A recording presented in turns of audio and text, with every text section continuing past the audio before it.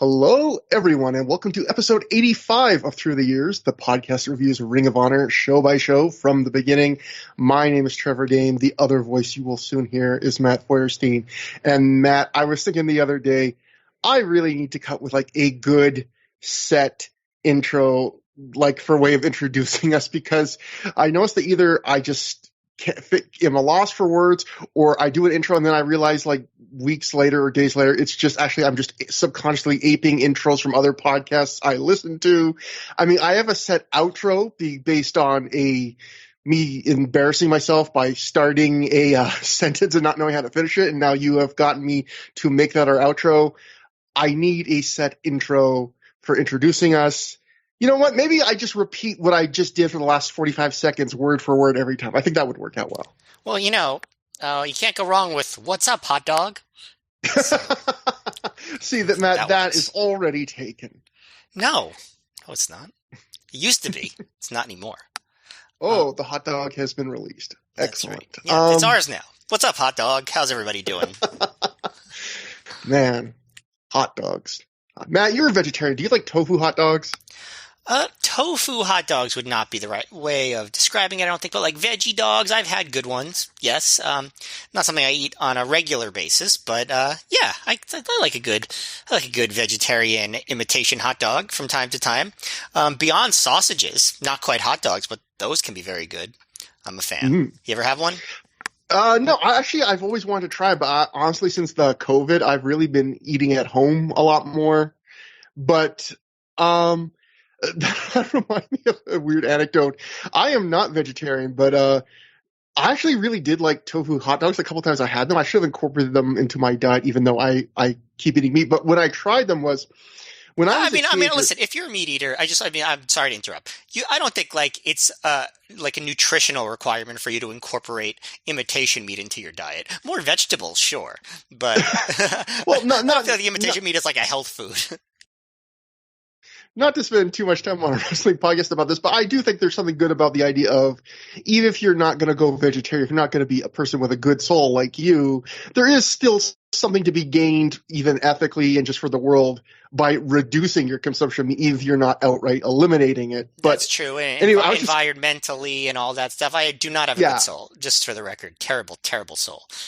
No matter what I eat, my soul is monstrous. You have never been less convincing, Matt, in the last sentence. But I will say, when I really tried tofu hot dogs and liked them, it reminded me, and I'll just say an embarrassing anecdote. So remember mad cow disease when that was a thing, probably for the first time in like the 90s, and everyone got scared about that. I forget if it happened when I was a teenager or a very young adult, but I briefly got very scared that I was going to get mad cow. So for 2 weeks, I decided to be vegetarian. That is when I discovered I did the bad vegetarian thing where you just try to eat meatless replacements of the regular food you enjoy rather than just trying to eat new recipes from the ground up that are built to use vegetables to a good use. But anyway, one of the things I tried. There's no wrong way to be a vegetarian. Sorry, go on.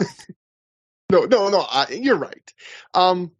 I'm overcompensating because I know I'm speaking to one, and I want to impress you, Matt. But I enjoyed the tofu hot dogs, but I also tried chickpea chicken nuggets. And I remember I made this big production on it, like, I'm going to be vegetarian. I told my family, I was like, this is really you, and they were like, you won't last. You'll see.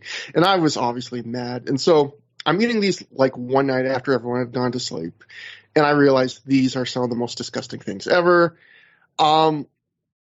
I throw them in the garbage, and I realize, my family will see them tomorrow in the garbage, and they'll make fun of me. And now, this is something I can only describe as like young Trevor Dame logic. I could have just taken out the garbage myself. Instead, this is what I did. I to this day, I don't know why I did this. I took the chickpea chicken nuggets out of the garbage. I put them in a separate plastic bag. I walked 5 blocks down to the edge of a hill I lived on, and I threw a bag of vegetarian chicken nuggets over the hill like 60 feet into a neighbor's yard. And that was the end of my vegetarian run. Huh. It's like you were trying to get rid of a mouse or something, but but like even then, you still shouldn't like chuck a mouse in a bag. You should just like release it. But I will just reassure you that imitation meat products have improved in the past 25 years. So I bet if you had some chickpea imitation nuggets now, I bet you'd enjoy them. It's just delicious chickpea fritters. Mm. Chickpeas are good. Just yeah, everyone to likes falafel, right? Hummus, exactly, definitely. Anyway, but something that is almost as good as falafel is the Pro Wrestling Only podcast network. There are a ton of shows, including us. Even if you don't like, if me telling a weird long anecdote about trying to go vegetarian has turned you off of what you thought was going to be the wrestling podcast about Ring of Honor that you like, there are so many other shows on the network you can find from the past and the present. And if you want to listen to just us, if this conversation has made you more interested in the show, I mean, we have a feed that is just us. Just search for ThROH The Years. And finally, YouTube, where we get a couple nice comments every episode that I really appreciate. We love our tubies. We even have the show up on YouTube. So, Matt, normally we talk about. Oh, sorry. No, I was going to say something. I was going to say something really stupid. So go on. Oh, please say. Oh, I'm begging you. Oh, I was coming up with a new name for you said you called the YouTube listeners our tubies, and I'm going to call them our deep vein throm YouTubes. See? Really stupid. Really stupid. Matt, you know what? Me insisting that you tell me that, it paid off for me. You're going to be the one person that enjoyed it, so I'm glad. Hey, this show is for nothing else but each other. But normally we like to cover the stories after between the last Ring of Honor show and this one. This time there is only one story that does not pertain to the show we're actually going to be reviewing today. But I think it's a pretty interesting one. And again, another one of those ones I either never read or just forgot about. So this is from the Pro Wrestling Observer. Dave Meltzer writes, Jersey All Pro Wrestling was close to a deal for a show this month, so the month that this Ring of Honor show happened, November 2005, that would have been a Pro Wrestling Noah U.S. joint show with Mitsuharu Misawa, Yoshinari Ogawa, Takeshi Rikio, Naomichi Marufuji, Kenta, Michael Modest, Donovan Morgan, and Bison Smith as a package deal. Jersey All Pro Wrestling at first agreed, but then backed out after feeling that Kenta Kobashi didn't draw big in Philadelphia for Ring of Honor. This is actually what opened the door to Ring of Honor for Kenta and Marufuji after the deal fell through. So I don't know what that last part quite means. I don't know if that's, in other words, saying that, because yes, in December, obviously Kenta and Marufuji make their debut for Ring of Honor at a Final Battle, but I don't know why them losing a different U.S. show in November would preclude them from doing one in December, except for the fact that maybe, for some reason, maybe Noah just wanted to have some more of the wrestlers wrestle in the U.S. one more time in 2005, and so it was like, well, if this Jersey All Pro thing is falling through, I guess we can go back to Ring of Honor. But it seems crazy that that's Mitsuharu Misawa in the U.S. way before Ring of Honor booked him. Plus Marufuji, plus Kenta, that's pretty crazy that got proposed and then scuttled because of the Kobashi Joe match, which, we talked about, did not do a amazing attendance for Ring of Honor, although not bad, but maybe not what you would have hoped for. But we now know, sold the most DVDs in Ring of Honor history. Yeah, I mean, well, so they said that Kobashi didn't draw well in Philadelphia, and I'm not sure how well that Philly show drew on DVD. I'm sure it still did above average, right? I have to assume. The thing is, I mean, I don't know what the financials would have been. Maybe it didn't make sense for Jersey All Pro. Maybe they would have had to spend a lot of money, and wouldn't think they'd recoup it. I mean, I don't know how well Jersey All Pro DVDs sold, but I can't imagine they sold too well. And the Joe vs. Kobashi match, obviously it did great sales on DVD, but that's mostly, I don't think it's because of Kobashi's name. It's because of the legacy of the match itself. Yeah. Right? So, I don't know. I don't know anything about business in any way. So, maybe they made the right decision. But yeah, it sounds crazy on the surface. Why would you give up that just because they didn't draw that great in Philadelphia? But yeah, I don't know. That's a story I had forgotten too. And as far as Kenta and Marufuji, I can't imagine that they wouldn't have come in anyway, even if that Jersey All-Pro thing had never even been on the table. But again, I don't know what I'm talking about, so maybe they wouldn't have. I wonder what Jersey All-Pro would have even booked for matches. I mean, they did sometimes would book Joe, so I guess if you really want to, you probably could have done Masao and Joe, which again, I mean, I think that would have drawn a lot of interest. They probably would have done something like Jay Lethal versus Mitsuharu Masao, which wouldn't have been bad, but could have been good. Yeah. But that brings us to the show we actually watched, the show that actually happened, Matt. I do want to mention one thing before we start. Oh, go ahead. The Ring of Honor Hall of Fame. Oh yeah, I completely forgot. So they the ROH. So there's been a lot of wrestling news over the past week, and the good news for us is that we don't have to talk about wrestling news, current events, because we're a nostalgia podcast. We try to be as evergreen as possible. But Exactly. But one of the news stories over the past few weeks has been that Ring of Honor is introducing their own Hall of Fame, and I guess they're going to have an induction ceremony also. Is that right? I've been keeping that close of tabs on it, but it feels like it'd be kind of weird to not do, especially because I don't know if you watched when Game Changer did their little independent wrestling Hall of Fame. I watched some of that, and I thought that was really well done. With guys like Dave Prazak and Lufisto and Homicide getting inducted. So I would hope. Although maybe getting all of those guys, especially like a guy like Danielson, all in one place, willing just for speeches, I wonder actually.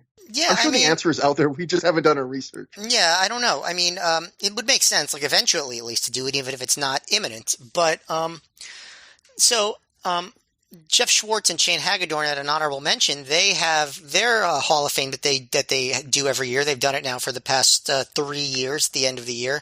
And that's a really good representative Hall of Fame. But it is kind of cool to see the company itself acknowledging its legacy, obviously, since that's kind of our whole thing, is the legacy of ROH. And I think that the first few choices for the Hall of Fame are kind of no-brainers, right? They picked the Briscoes first, which, of course, like, if you didn't, that would be such a slap in the face to the Briscoes to not have them as the number one pick. They've been there since day one. They've been there since till the end of what we've had so far. They've been very decorated, been excellent pretty much the whole time. So that makes sense. Obviously, they're still holding and defending the titles. Yeah, exactly. Titles. I mean, they are the mandatory number one picks for the Hall of Fame. After that, Bryan Danielson and Samoa Joe, of course, they're like the two most legendary champions in ROH history. Samoa Joe really put the ROH title on the map. Bryan Danielson, is the biggest star based on ROH, right? Because obviously CM Punk's also a huge star, but he wasn't there as long. Danielson was like associated with ROH for years and years, and became a giant celebrity. So he'd be the right guy and also just probably the best wrestler that they ever produced. I mean, when we did your episode of your old podcast, List Them and Learn, the episode where we each ranked our 10, the best Ring of Honor careers or wrestlers, period, which, again, go back and look for that. Just Google that. That was kind of the genesis of our show. I believe, if I remember correctly, I had Joe number one. You had Danielson number one. So, and the others were our number twos, right? Yeah, exactly. Yeah. So, I mean, definitely, it's perfect for what even people like us would think. Yeah. Now, the one thing is that the Honorable Mention Hall of Fame does, and I don't know if the actual official Hall of Fame is going to do, is honor the Honorable Mention Hall of Fame honors behind the scenes people too. So they also include Carrie Silkin, who's the longtime owner of ROH, after the original owners, or the kind of had to, for reasons that we've discussed at length, had to give up the company, and up until they became, part of Sinclair, and they have Gabe Sapolsky as a member of the Hall of Fame. And to me, it would be great if ROH did acknowledge some of the behind the scenes people, because I absolutely think that Gabe Sapolsky belongs in any first class of an ROH Hall of Fame. I mean, I'm someone who thinks that Gabe Sapolsky should be in a pro wrestling Hall of Fame, like Wrestling Observer Hall of Fame, just because, in that independent wrestling is not well represented in the Observer Hall of Fame for a variety of reasons, Yeah. based on, the standards of what it's supposed to be. But I think that in the decade of the 2000s in America, after ECW and WCW went out of business, indie wrestling took on a much more a primary role in what American wrestling was over the past 22 years or 21 years, I guess, than it had, in the 90s or the 80s or whatever. You know what I mean? Like, because it was, mainstream wrestling was just WWE, and, you can, decide, what level you want to place TNA on in terms of how you would classify it. But indie wrestling was just such a big part. Like, if you were just like a wrestling fan and you wanted to watch American wrestling, you had to either watch WWE or indie wrestling for a long time. And TNA used indie guys throughout their entire run during that era. And ROH was the main indie. And if you look at the history of wrestling during that era in America and looked at like how it progressed and who became the stars in the 2010s and now the 2020s, like, it's all guys from that era of indie wrestling. And I don't know if any non-wrestler was as influential on what indie wrestling looked like and who the stars were and the style that was promoted. Any non-wrestler was as influential as Gabe Sapolsky was during that time.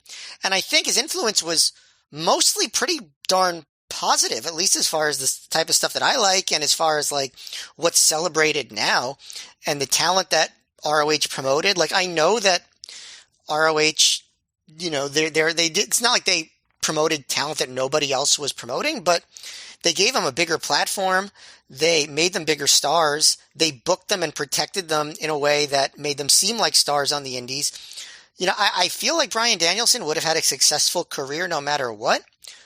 But if it wasn't for and Samoa Joe too, but if it wasn't for coming into business with Gabe and being booked by him the way that they were, would they be as famous as they are now? Would Bryan Danielson be one of the most successful pro wrestlers of the past, in terms of the mainstream of the past 15 years?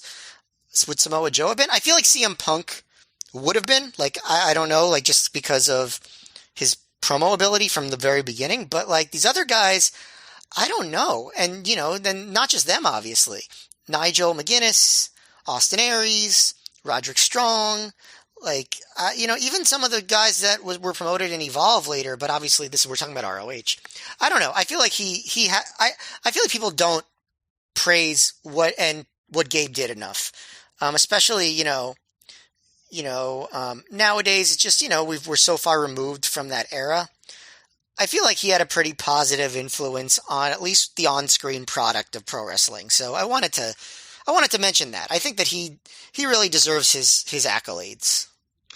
I think in terms of non-wrestlers in the Ring of Honor Hall of Fame, the only one that has even close to the same strength of a case as Gabe, and I don't know if I would even rank this person above Gabe, would be Kerry Silkin, just because he kept it alive. Yeah. Yeah, exactly. But other than that, that's the only person I think that is not an in-ring performer that has even close to a comparable case as Gabe.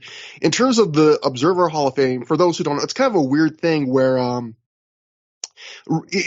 wrestlers, there's a set criteria for the Hall of Fame. It's you're supposed to judge them on in-ring ability, so how good they are at working matches, star power, so how good they were at drawing, and influence. And then non-wrestlers, which is everything else, managers, commentators, bookers, everything else, is there's no real set criteria. It's a much more vague thing. But if we were going to apply the in-ring standard, for Gabe, if we would call the quality of his product, his in-ring work, I think Ring of Honor is one of my, this run we're covering is one of my favorite wrestling promotions of all time. In terms of drawing power, obviously he has no case there. You could argue, part of that isn't his fault, but his promotions aren't moneymakers. They generally just aren't. Although, I always, going back to like, if you asked me in 2005, I would have said, it's not fair to use the same standards of like what makes something a draw in the indie setting as it does. Like ROH, like was a draw in terms of like, it was the most popular indie and it was built from the ground up. Like, I do think that means something. I get that it's not a draw in the way that like you think of like a big drawing money making promotion, but I don't think it's nothing. But anyway, go ahead. Well, see, that's where I would go to influence, the third criteria, because I think that is, part of the influence. People that want to like, and there certainly are criticisms to make about Gabe Sapolsky, but like, sure, but those are played out, and like I feel like I'm trying to like this is like there's a lot of really important positive influence that he had. But anyway, yeah. Yeah, but no, and you're not just saying that because Gabe in the last couple of weeks, he did something I'm sure you loved, which was tell me that he's worried about me and I should stop tweeting such depressing, like self-deprecating things. But anyway, well, that's what makes you popular on Twitter. It's my brand. No, but no, I would say on influence, I was going to say what I think has always been an unfair criticism of Gabe is that people will go on him. They will go on him and say, like, they'll always say everything that was part of Ring of Honor, Gabe didn't start, like, especially by Ring of Honor's nature being kind of like the original all-star indie. Like they did, Gabe did not invent indie wrestling. He did not develop from the start. I think some guys certainly continued to develop in Ring of Honor, but guys like whether it was CM Punk and IWA Mid-South and places like that, or Samoa Joe in places like 0-1, stuff like that, like they all got to Ring of Honor quality somewhere else before they were asked to come to Ring of Honor. But I think that's a really kind of diminishing criticism, because I think influence can also be you got people to take notice of things and people, and they wouldn't have otherwise. And I know for a lot of people, Ring of Honor was their gateway to the indies. And for a lot of people, including a lot of the major wrestling journalists, Ring of Honor became the one indie they would pay attention to. Like, I think a good example of this would be the Dragon Gate stuff, which we'll be covering not too far in the distant future as we get into 2006 Ring of Honor. But like, some would argue, and I think it was Case Lowe who writes for Voices of Wrestling. We'll probably talk about that too next year. He wrote an article about how there's an argument to make that initial Dragon Gate 6-man tag in 2006 was one of the most influential matches to like the wrestling in terms of the in-ring product of pro wrestling in the last generation. And you could say, well, how does Gabe get any credit for that? It's Dragon Gate wrestlers. They had a bunch of tags before, but I think that's the point. Is there were so many journalists and fans. They could have watched Dragon Gate at any time if they just, tape trade or find a good, download somewhere. And it wasn't until that match that so many people took notice of stuff like that. And I think where Gabe in Ring of Honor, where his influence really is he kind of was like the ultimate gateway for a lot of people to tip them off of like, I'm like pruning and curating this group of talent for you guys. Like, you might think you might not be the ultimate indie fan like some of us really hardcore nerds are. So here's the one-stop shop, and you can trust. And I have a good sense of taste. You can trust me, and I think that alone elevated a lot of the people you were talking about. How a lot of guys, their careers were greatly helped by him. Yeah, and also like the booking, actually, like the actual booking of the wrestlers, like not just like deciding who to push, but like how he pushed them. I feel like he, along with, Pro Wrestling Noah at the time, I think he made like long-term protected title reigns in vogue again. Like I really do, because like if you look back at the popular like boom period in the late 90s, early 2000s in WWF and WCW, titles changed hands a lot, like world titles. And then after ROH and, again, and Noah, with Kobashi, had these like, year plus almost 2-year title reigns for a few different people, whether it's Joe, Danielson, Nigel. WWE started doing that too, right? They had a really long Yeah. John Cena reign. They ended up having Punk reign. Punk with the title for over a year. I mean, even now they have pretty long title reigns sometimes. Not always, definitely. Yeah. AEW's they don't change their title every willy-nilly every 2 seconds. But that really was how it was with the world title in the late '90s, early 2000s. I mean, Yeah. I don't know how long Steve Austin's longest title reign was, but it certainly wasn't a year. I think it was maybe WrestleMania, WrestleMania 17 to what was it? Unforgiven that year when he lost to Kurt Angle. Like that was the longest one that he ever had. I don't think that during that era, The Rock ever had a super long reign. Even Triple H's long runs during that time were interrupted from time to time. I feel like, ROH kind of made that popular again with Joe. So even that little thing that people don't think about, I think was a part of his influence too.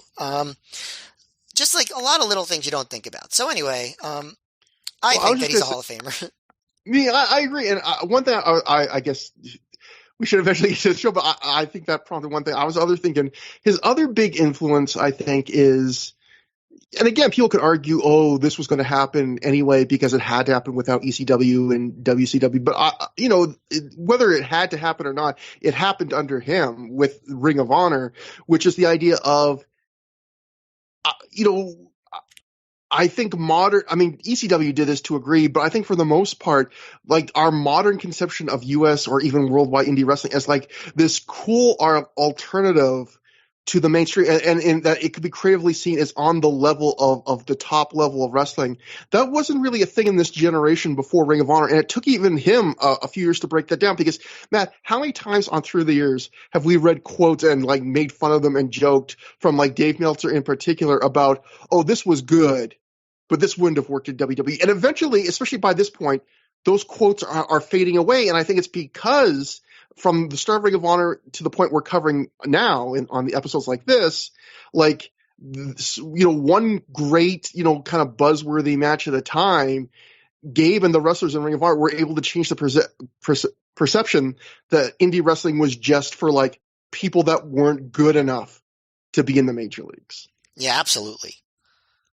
And so that brings us to the show we're covering today. It's interesting that we've done so much to hype about Ring of Honor on this episode, and now we're covering a pretty B-ass B show. But we'll see what we think of as we go through it. And that show would be Showdown in Motown. It took place November 4th, 2005 at the Michigan State Fairgrounds and Expo Center in Detroit, Michigan, in front of a reported crowd of 425 fans. This was Ring of Honor's debut in Detroit. I remember a few shows ago I mentioned that Gabe had a quote months before the show in the PW Torch where he said that Detroit tickets were selling really well. 425 tickets isn't, it's not the worst of Ring of Honor would have in 2005. It's not. I think they would have probably liked in most markets these days at least 500. So maybe they just didn't get a good walk up. I don't know. But it's sometimes the first time in a market it did not draw great and it would grow a bit. But either way, there's a few little notes about this show that are kind of interesting, Matt. First off, The Observer wrote, there were some backstage problems at two different shows over the weekend in Detroit, two different wrestling shows. There was an issue between Adam Pearce after the Ring of Honor show was over with somebody doing concessions that was said to be an embarrassment, although it was a miscommunication that was quickly settled. Now, I remember this story from a shoot interview, but go on. Oh, you do? What is it? I bet I tried to find out what is. I'm so curious. What do you have? What is this? Yeah. So in the shoot that where that Gabe Sapolsky and Adam Pearce did together. Oh God, they talked about this. I haven't seen that so long. So basically, Adam Pearce said, and I watched this fairly recently, so I feel confident that I'm accurately describing at least what he said in the shoot, that he wanted a copy of the Glory by Honor show where he made his ROH debut. And Gabe had told him that he could just go take a copy from the merchandise stand. Oh, yeah. And he went up and, what's the guy's name? Ross. I forget his last name. One of the guys who, worked in the ROH office and he was working the merch table. He went up to him and he held it up and he was like, all right, just so you know, I'm taking this. And the guy was like, okay, yeah, $20. and And he was like, what? And he's like, no, Gabe said I could take this. And the guy goes, I don't care what Gabe said. And then I think Adam Pearce like told him off and threatened him and walked away, basically. Jeez. That's what Pearce said in that shoot interview. So I can do only go by that. I do somewhat remember that story. It's funny because I kept imagining the last few days what that story could have been, because for some reason I forgot that I haven't seen that shoot in so long. But like, kept saying concessions. I kept imagining, well, going back to the theme of the show, hot dogs or something. Like, Pierce was like, "Look, I'm comp 3." I was expecting kind of the story you told, but with hot dogs. What's up? Hot dog. Exactly, hot dogs. Next story would be Dave Meltzer. This is something that we could have talked about during the show, but I feel like it kind of. We'll just do it off the top because it's an interesting thing. Dave wrote about this show. There was either a problem with the ropes or an incredible amount of bad luck, as Christopher Daniels, Austin Aries, Chris Sabin, and Delirious all botched springboard spots. And yeah, like, if you fans, if you have a weird wrestling fetish for wrestlers like eating shit on springboard spots, there may be no wrestling show better for you than Showdown and Motown, because yeah, a lot of people, including guys by the way, all of that is metaphorical. He's not trying to get your attention if you have a fetish for wrestlers eating shit. Just want to be clear on that. That's something we talk about. Figurative language, people. Figurative language. But yeah, I would guess that it was maybe the ropes being too loose, because it seems, especially like Daniels and Aries aren't guys that like mess up very often. The fact that they plus two other guys, that must have been something to do with maybe the ropes were tied a little too loose or something like that. It's bizarre. It happened at least 4 times on the show. And then, Matt, finally, the last thing I think we need to talk about with the show, we go through the show segment by segment, is what this show is actually, believe it or not, most known for, which is the original cover of the show, which I might have to download and make the image of this show. It is the most infamous cover in Ring of Honor history. You have to. For those who have not seen it, just quickly Google Showdown and Motown ROH, and you will see probably 2 different DVD covers, because according to Shane Hagedorn on the Honorable Mention podcast, he talks about how a lot of times, Ring of Honor, they would, on their DVDs, they would print up an initial order of 1,000 copies, and if the show sold more than 1,000 copies, they would go into a second printing, and sometimes a show didn't sell 1,000, so they never went into a second printing. This was a show, he said, that did go into a second printing, which kind of shocked me, because on paper, this doesn't seem like a show that has like a super, like, really enticing lineup. It's a decent lineup on paper, but maybe that was just owing to the power of, Joe versus Kobashi having such big sales. Maybe a lot of people were just, for the next few months, like, you know what? I want everything. I've got the ROH fever. But either way, the initial printing for this one has a different cover than the second printing. And that's because the initial printing has Danielson and Chris Sabin on the cover, and the logo's on the bottom third of the cover, and it is covering just like their groin area. They're both in their wrestling gear, so it looks like they are completely naked. Speaking of fetishes for wrestlers.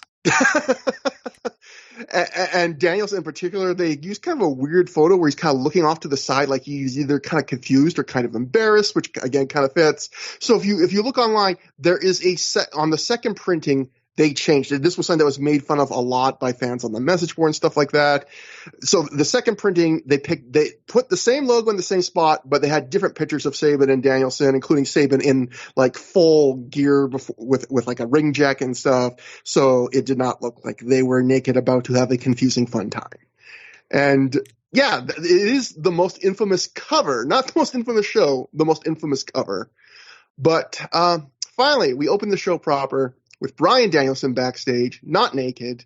Bryan says some people have been asking him why at the last Ring of Honor show he was flipping off fans and not doing the moves they were requesting him to do. He says the truth is some of those fans are pricks, and if you're going to be a prick to him, he's going to be a prick to you.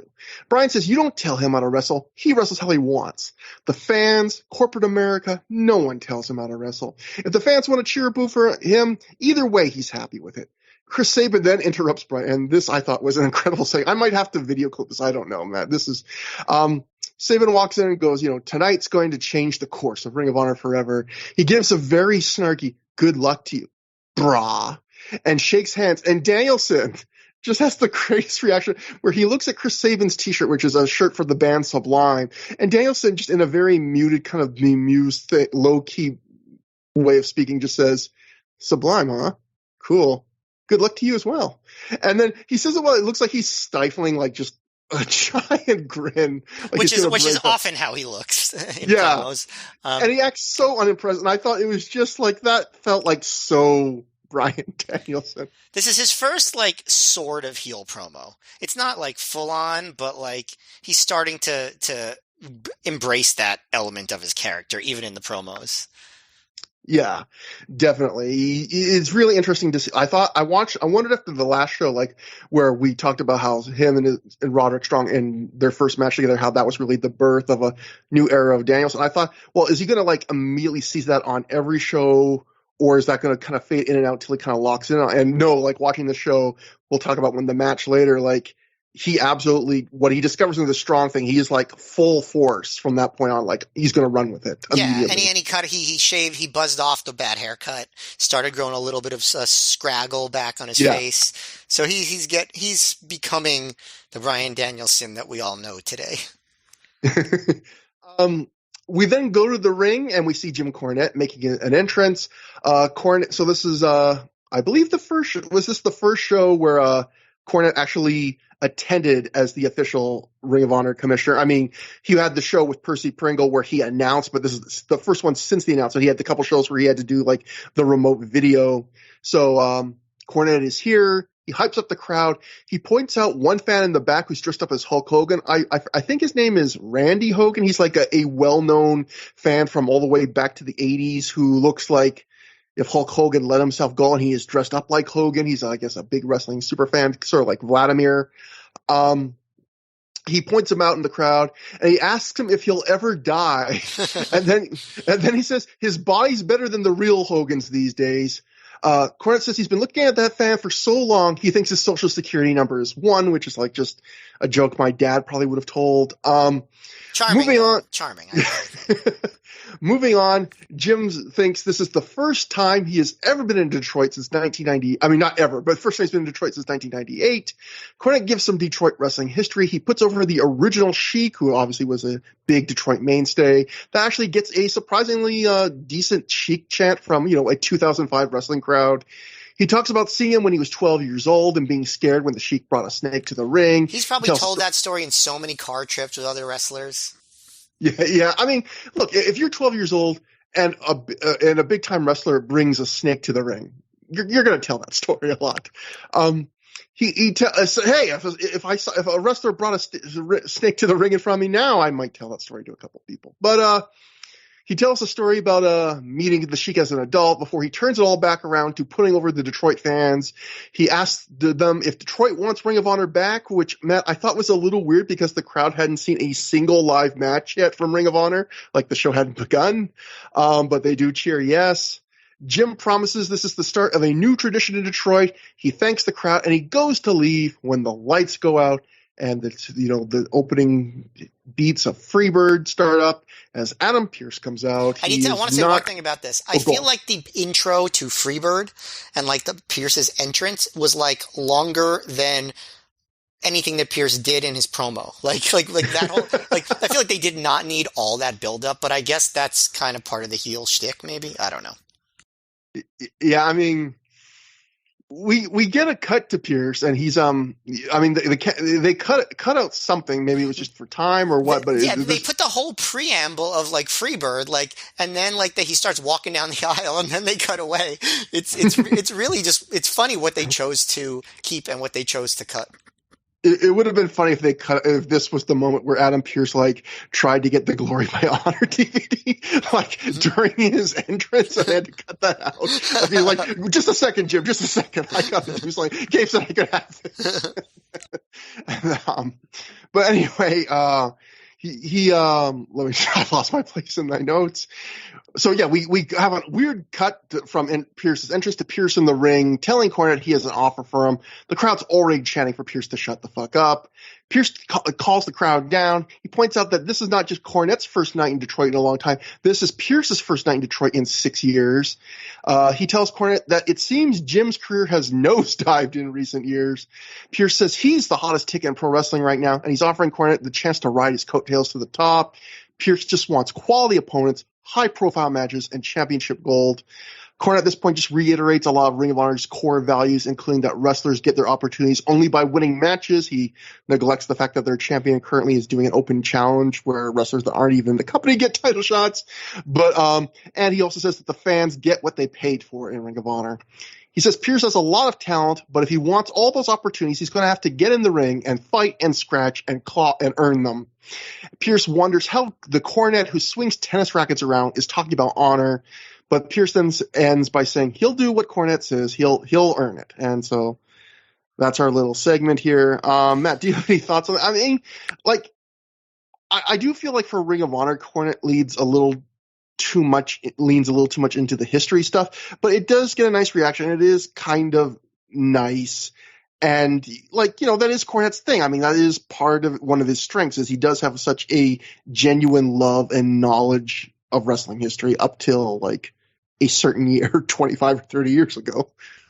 Yeah, I mean, it's definitely, it's unusual to open with such a long promo segment. I know that on like a lot of other new market debuts, they have opened with promos. Mm-hmm.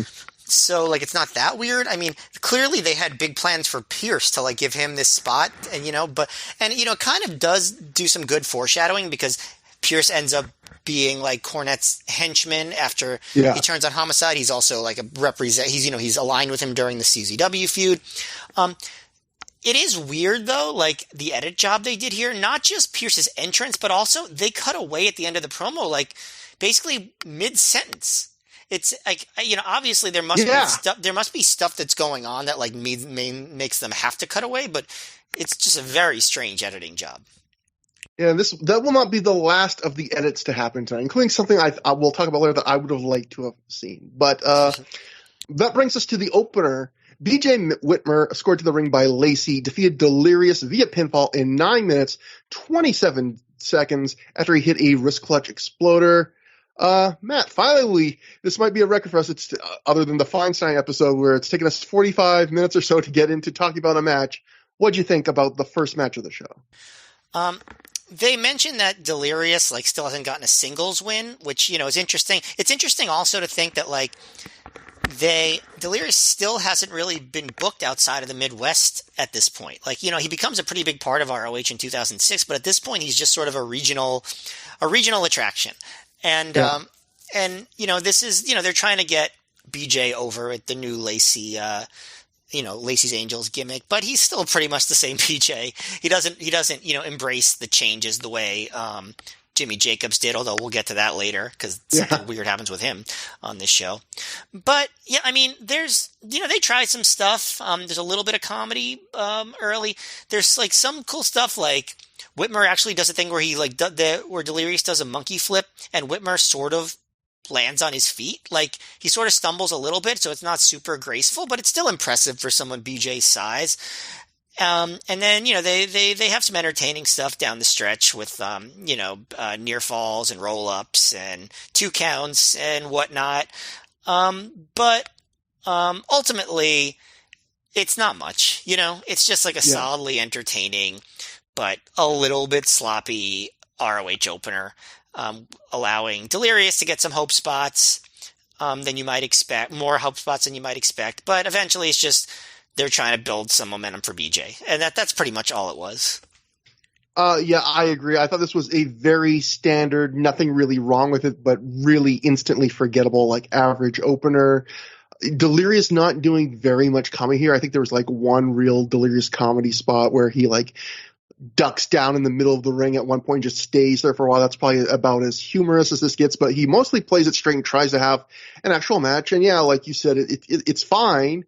Delirious does a few different Ranas, and I thought the highlight of the match was, other than the spot you talked about, was when he does a running one off the apron and, Whitmer just holds him and swings him into the barricade to counter.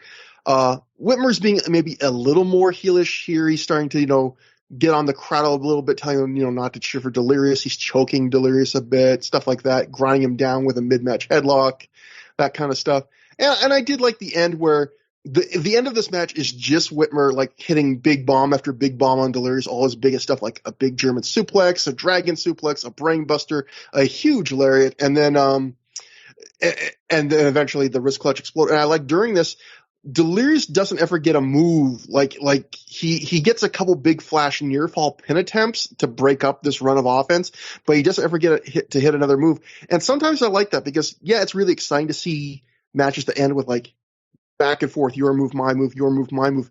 But so many matches do that. I like a little variety. I like the idea of like this one wrestler, he's kind of dead, but he's doing just enough with like these roll-ups and stuff that you think maybe he'll pull it out as like a complete fluke, but unless he gets something like that, like he's not going to make a big comeback. And I like that kind of vibe, and I like that. But overall, very average. So that brings us to the Ring of Honor Top of the Class Trophy three-way elimination match. So yes, this was the first crowning of the Ring of Honor Top of the Class trophy. We get a Gabe Sapolsky voiceover during the entrances explaining that this is to crown the first holder of the Top of the Class trophy, which he says will be defended like a title among Ring of Honor students after this. The match was Davey Andrews defeating Derek Dempsey and Shane Hagedorn. And it's an elimination three-way, so Dempsey eliminated Hagedorn first, then he eliminated Dempsey to finally win it. And I'm saying finally, we got less than 2 minutes of clips of this match. And I think on an honorable mention, Shane Hagedorn, who was in this match, he mentioned how, one, this was not the match that they were supposed to have because they were booking it out like qualifying pre-show on matches on the pre-shows for this tournament. I think Shane was himself actually, and they were going to have this match on a later show, but for some reason Gabe changed his mind and wanted the match on this show. Shane says as a result, like Pele Primo was supposed to be in this match, but he couldn't get to work this show, so instead we get this combination of wrestlers. We get less than 2 minutes of clips. What we saw, I would say, looks decent. There's some stiff shots, mostly from Davey Andrews, who absolutely just murders Hagedorn with a Yakuza kick right away to start the match. He later boots Derek Dempsey in the head with a real sickening thud. It's like this. There's no thigh slap, but just like that dull thud. There's a couple nice suplexes. Andrews even gets a nice ovation from the crowd after a spear. So, I mean, the crowd's more into this than a lot of student matches, we've seen bits of.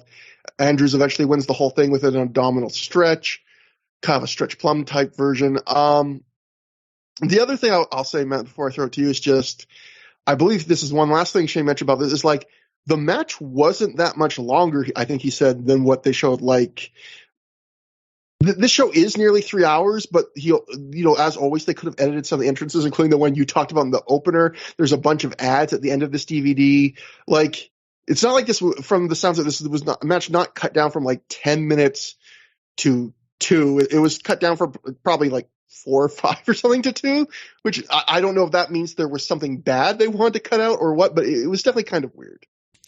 Yeah, what they showed looked fine. Like, it looked actually pretty impressive considering their experience levels. Shane was getting good heel reactions very early in his career, which, good for him. Andrews, I think, did look good with his stiff shots. I think Dempsey, like you said, had a couple pretty good suplexes. That the deep abdominal stretch that Davey got the tap out with, I thought was pretty cool. So, what they showed was fine. And like you said, the crowd reacted well. I also enjoyed, as Shane Hagedorn's music was playing, you heard a fan yell, "It's dark and I'm scared. Hold me." And I was thinking, man, I can relate. So that was the other highlight. There's something also that this match kind of plays into a pattern, that something I want to talk about. We'll get into that later. So next up, we go backstage where the full complement of Generation Next, Austin Aries, Jack Evans, Matt Sydal, Roderick Strong are all there. Like a Survivor Series promo. Jade Chung is there too. She looks very happy, and she is very handsy on one Mr. Strong. She's rubbing up on him. She's hugging him. Strong definitely seems to have taken to Jade more this week than he did the week before in that promo from This Means War. Yeah, they've turned up the PDA to 11 or 12 after the last one was more like -6 from Chung, -2 from Strong. Aries says it's a big weekend for Generation Next. They're at full strength, and they're going to send a message to the embassy that steel cage warfare. They're going to prove who's the dominant faction in Ring of Honor. Matt Seidel says it doesn't matter who the embassy buys. Gen Next has the heart and the fire. And then Aries finally ends by going, will you two kids knock it off to the canoodling Jay Chung and Roderick Strong? Not a very good promo. Seidel still had a ways to go on promos at this point. Yeah, and I do think I realized they were all building to the big steel cage warfare match, but it's like this is a weekend double shot. This is the first night of it, full of like Generation Next and Embassy tag matches. So it's kind of weird to say like we're going to prove a point that we're going to prove a few shows down the line. Like it kind of makes these matches feel like, I guess these aren't really important then. Like it's like making a reminder to make a reminder. It just kind of took it one step back for me. But yeah, how do you thread that needle? I don't know. But yeah, they're not a great promo. Next, we got the Ring of Honor Pure title match. Nigel McGuinness defeated Claudio Castagnoli by disqualification in 10 minutes, 13 seconds when the ref caught Claudio holding Nigel's iron, and he assumed that Nigel hit Claudio with it, but shock of shocks, Nigel, when the ref wasn't looking, grabbed the iron and threw it, to Claudio, and then did the classic heel thing where he acted like he had been hit.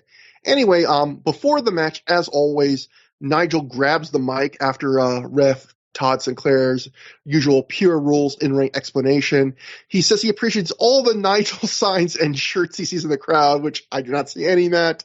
He says that the fans keep cheering him. He says during the rules explanation, which again, they weren't, he says this Polish guy, which he means Claudio, who is Swiss and not Polish, isn't going to be able to understand the rules if they keep cheering during them.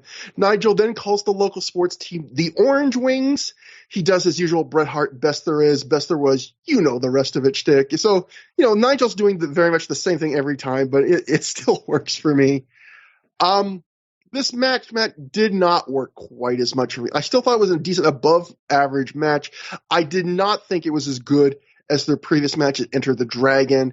It felt like they were holding back a little, almost like they were setting Ring of Honor's version of a TV match that was setting up for like a pay-per-view rematch. And that I think will become a theme on the show, where there are a lot of matches on the show, I think, that are fine, but they really just feel like they're just there to set up larger matches on future shows. And all Ring of Honor shows and all wrestling shows have matches like this, but this was a show where I felt like that was really pronounced on a lot of the card, and very strong vibes in that way.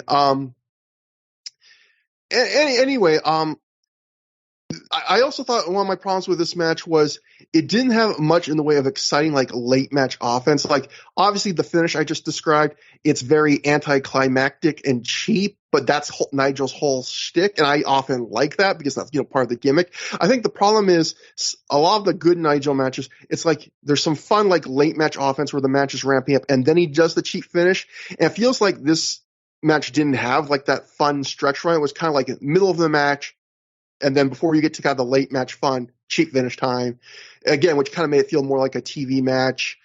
There is one great spot I think that's worthy of, like, late in the match, which is Claudio's going for a big European uppercut where he's running from one corner of the ring to another. Nigel turns it, as Claudio's throwing it, into a backslide, but instead of, like, dropping down for the backslide while their arms are hooked, he flips Claudio so he's sitting on the turnbuckle in position for the Tower of London and then hits it. And I just thought, wow, that's a really cool move. And it's sad because then immediately after, like, one of the highlights of the match, they try and do another really ambitious spot where Claudio gets, I believe, monkey flipped into a tree of woe position on the turnbuckle, except he doesn't quite hook it right. Like, he seems like he's trying to hold on or get into a certain position, but he can't, so he kind of falls and has to put himself back in the position. I felt like, oh man, you guys, I bet you that would have been really cool too, especially right after the last spot. There's nothing wrong. These are two really good wrestlers that, they do well enough against each other. I thought it was interesting that this was a match where there were a lot of submissions where Claudio gets his arm worked over early, and after the first rope break, Nigel puts him in like 3 or 4 more arm submissions, and Claudio never goes for the ropes, which, I feel like a lot of pure matches, they're constantly finding ways to use all the rope breaks early, and this is a match with or they just ignore it. This is a match where there's lots of submissions, and they don't all use the rope breaks, which I thought was a little bit interesting. And yeah, and finally, Matt, before I ask your thoughts, I'll just ask you, what do you think? What do you think about the match? Also, what do you think about that that finish? Which we've seen in wrestling over the years. A fair share of times where the heel throws the foreign object to the face and then acts like they've been hurt. The Eddie Guerrero.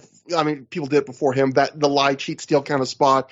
To me, I like the spot in theory, but I actually hate it in the world of wrestling just because there are so many times in wrestling, including in Ring of Honor, where the refs they see a face that's gotten hit with an object, and they're clearly there's powder or blood or shards of a broken gimmick guitar everywhere, and they're just like, I don't know what happened. I didn't see it. I can't make a call. So I always feel like it's really inconsistent in kind of an annoying way to me, where for these kinds of finishes, they have to react in a way they won't react like the other 95% of the time, where they're like, yeah, I'm just going to make an assumption and make a strong, definitive call. But I mean, that's what you have to do for a finish like this. I don't mind that spot as a kind of a comedic, babyface gets one up on the heel, like when Eddie did it sometimes in the middle of a match or near the end. I don't like it as a finish, almost ever. It's kind of weird, kind of eerie that, because ROH never does finishes like this. It's kind of eerie that they did this Eddie Guerrero tribute finish 9 days before Eddie Guerrero died. So I mean, obviously just total coincidence, but it is a little bit eerie. I pretty much agree with you on the match. I think they were holding back a lot, it felt like. Because, they've had a lot of matches together. They're often pretty dynamic. This match was a little bit lower key. I also felt like this crowd was pretty decent as far as crowd reactions. Mm-hmm. And I don't think they were kind of lower for this match than they were for a lot of the other ones. But like you said, they did do, they're good wrestlers, so they did do some good moves. But there was a little bit of a lack of energy to it. Like you said, they were setting something up for later. And I think the finish took it down. The other thing I didn't like about the finish was, isn't this the sort of thing that Jim Cornette came in to put a stop to? And then nothing changed when Cornette came in. It's like they built this up, we need an authority figure. And then really Cornette just came in to do Cornette promos. He didn't come in to actually, nothing changed about anything. They're still brawling in the crowd, which we'll get to in a little while. They still have cheap DQ finishes. What changed based on this new commissioner? It sounds like he didn't really put the fear into anybody to stop doing what they'd been doing.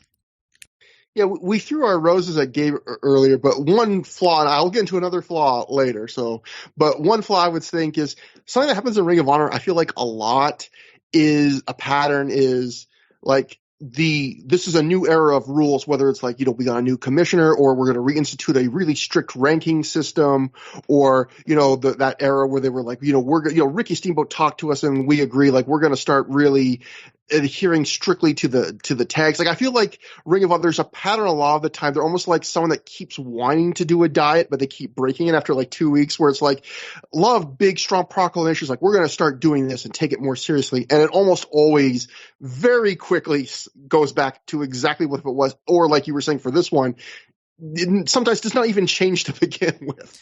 Yeah, I mean, to be fair, this is a pattern with all of wrestling. When they say it's a new era, the only time where it really sticks is when you really bring in a new person that's just with a completely different vision to be in charge backstage. When Bill Watts became the booker of WCW, but things really did change at that point. But otherwise, yeah, you're right, completely. I mean, WWE, to your point, a few years ago, remember they had that promo where the McMahons and Triple H and whatever, they were in the ring, and they basically said, yeah, we know our TV has been bad lately, but we hear you and we're going to change it, and then nothing changed. To with fans' credit, I don't think there was a single person that actually thought anything would change when they did that promo.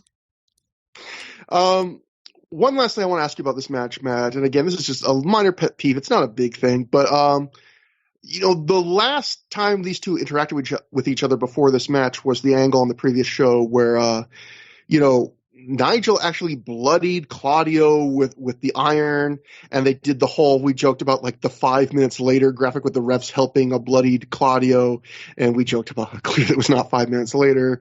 And then Claudio like really yelled that he was going to get back at Nigel and stuff like that. And, for Ring of Honor stance, a fairly heavy, angle with blood and grinding an iron into a guy's cut, stuff like that. And then this match, like, if you did not see that prior show, you would have never have known or suspected an angle like that happened. Like, Claudio was very playful. He was doing lots of the haze, and this didn't feel like there was any extra hate between these two guys. It felt like any other Claudio and Nigel match. So I would have liked, if I'm going to complain a little bit more about a match I thought was decent, I would have liked this match to actually feel a little bit more intense in that sense. I suppose he could have been a sterner, but it is a pure title match, so you could make the argument he didn't want to get too out of hand because they disqualify you in pure title matches in theory.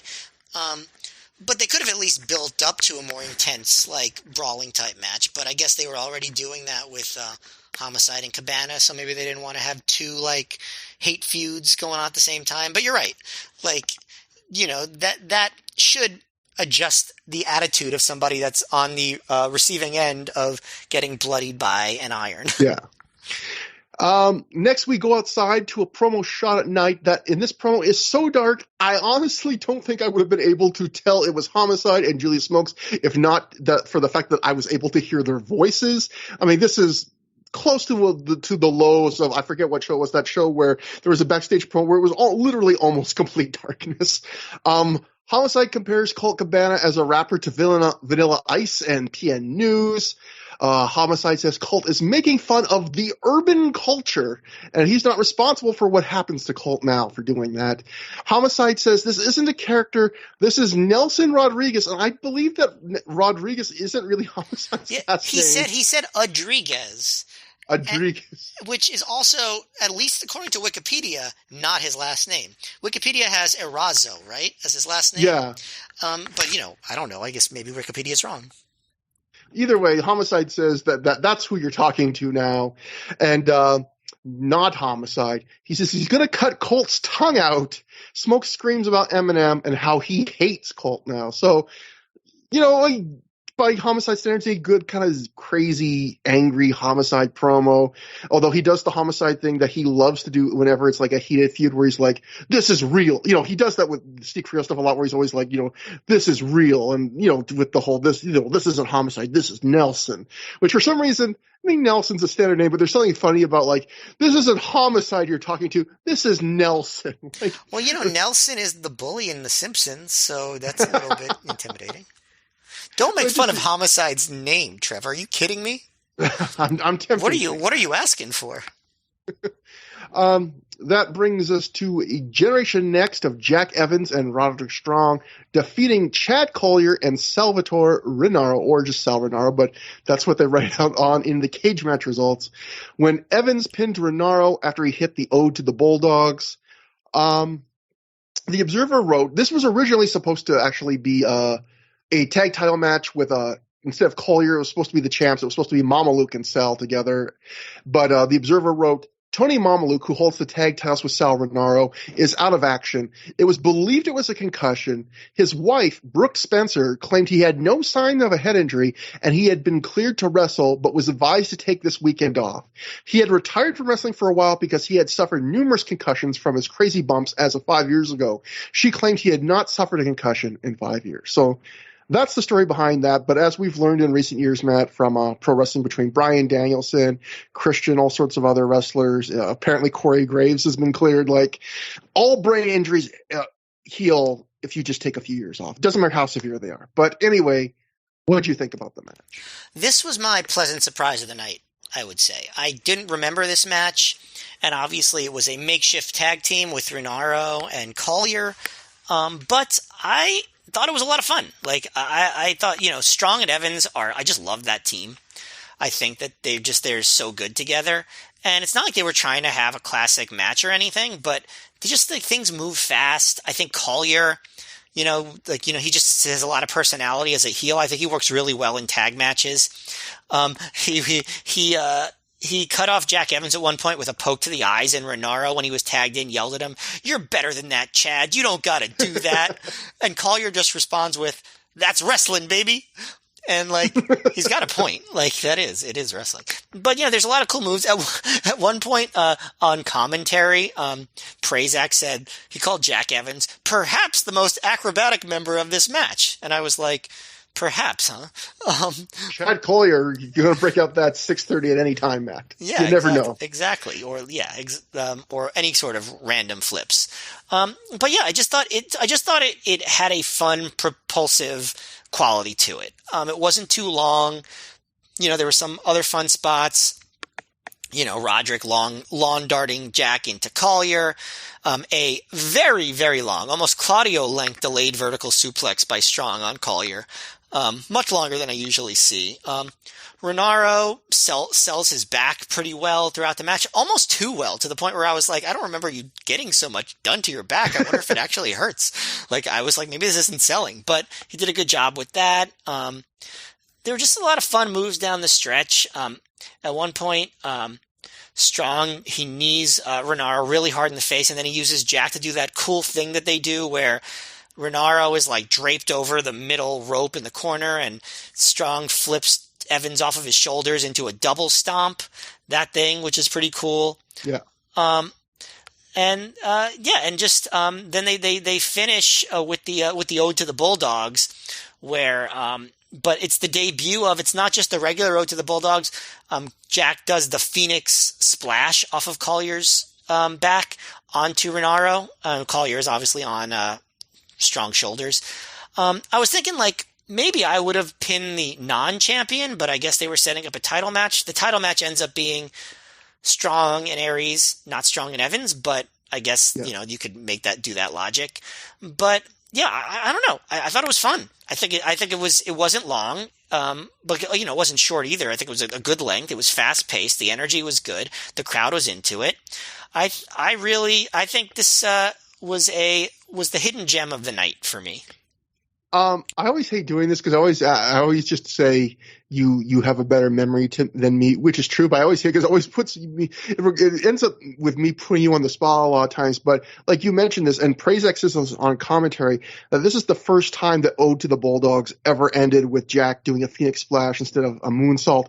Is that true? Because I could have sworn he maybe did it one other time before this as the Phoenix Splash. I'm not sure, but part of my gut reaction was that can't be true, can it? But maybe it is. Well, so before he said it, I thought that too, that he had not done that before. Like, I know he did it a lot after this, but I did not remember him doing it in other matches we've reviewed so far. I could be wrong, but like I said, I think that's the first time he did that, and then Prazak said it was the first time he did it, which made me think that it was in fact the first time he did it. But my memory is not encyclopedic, so I guess it is certainly possible that you're right.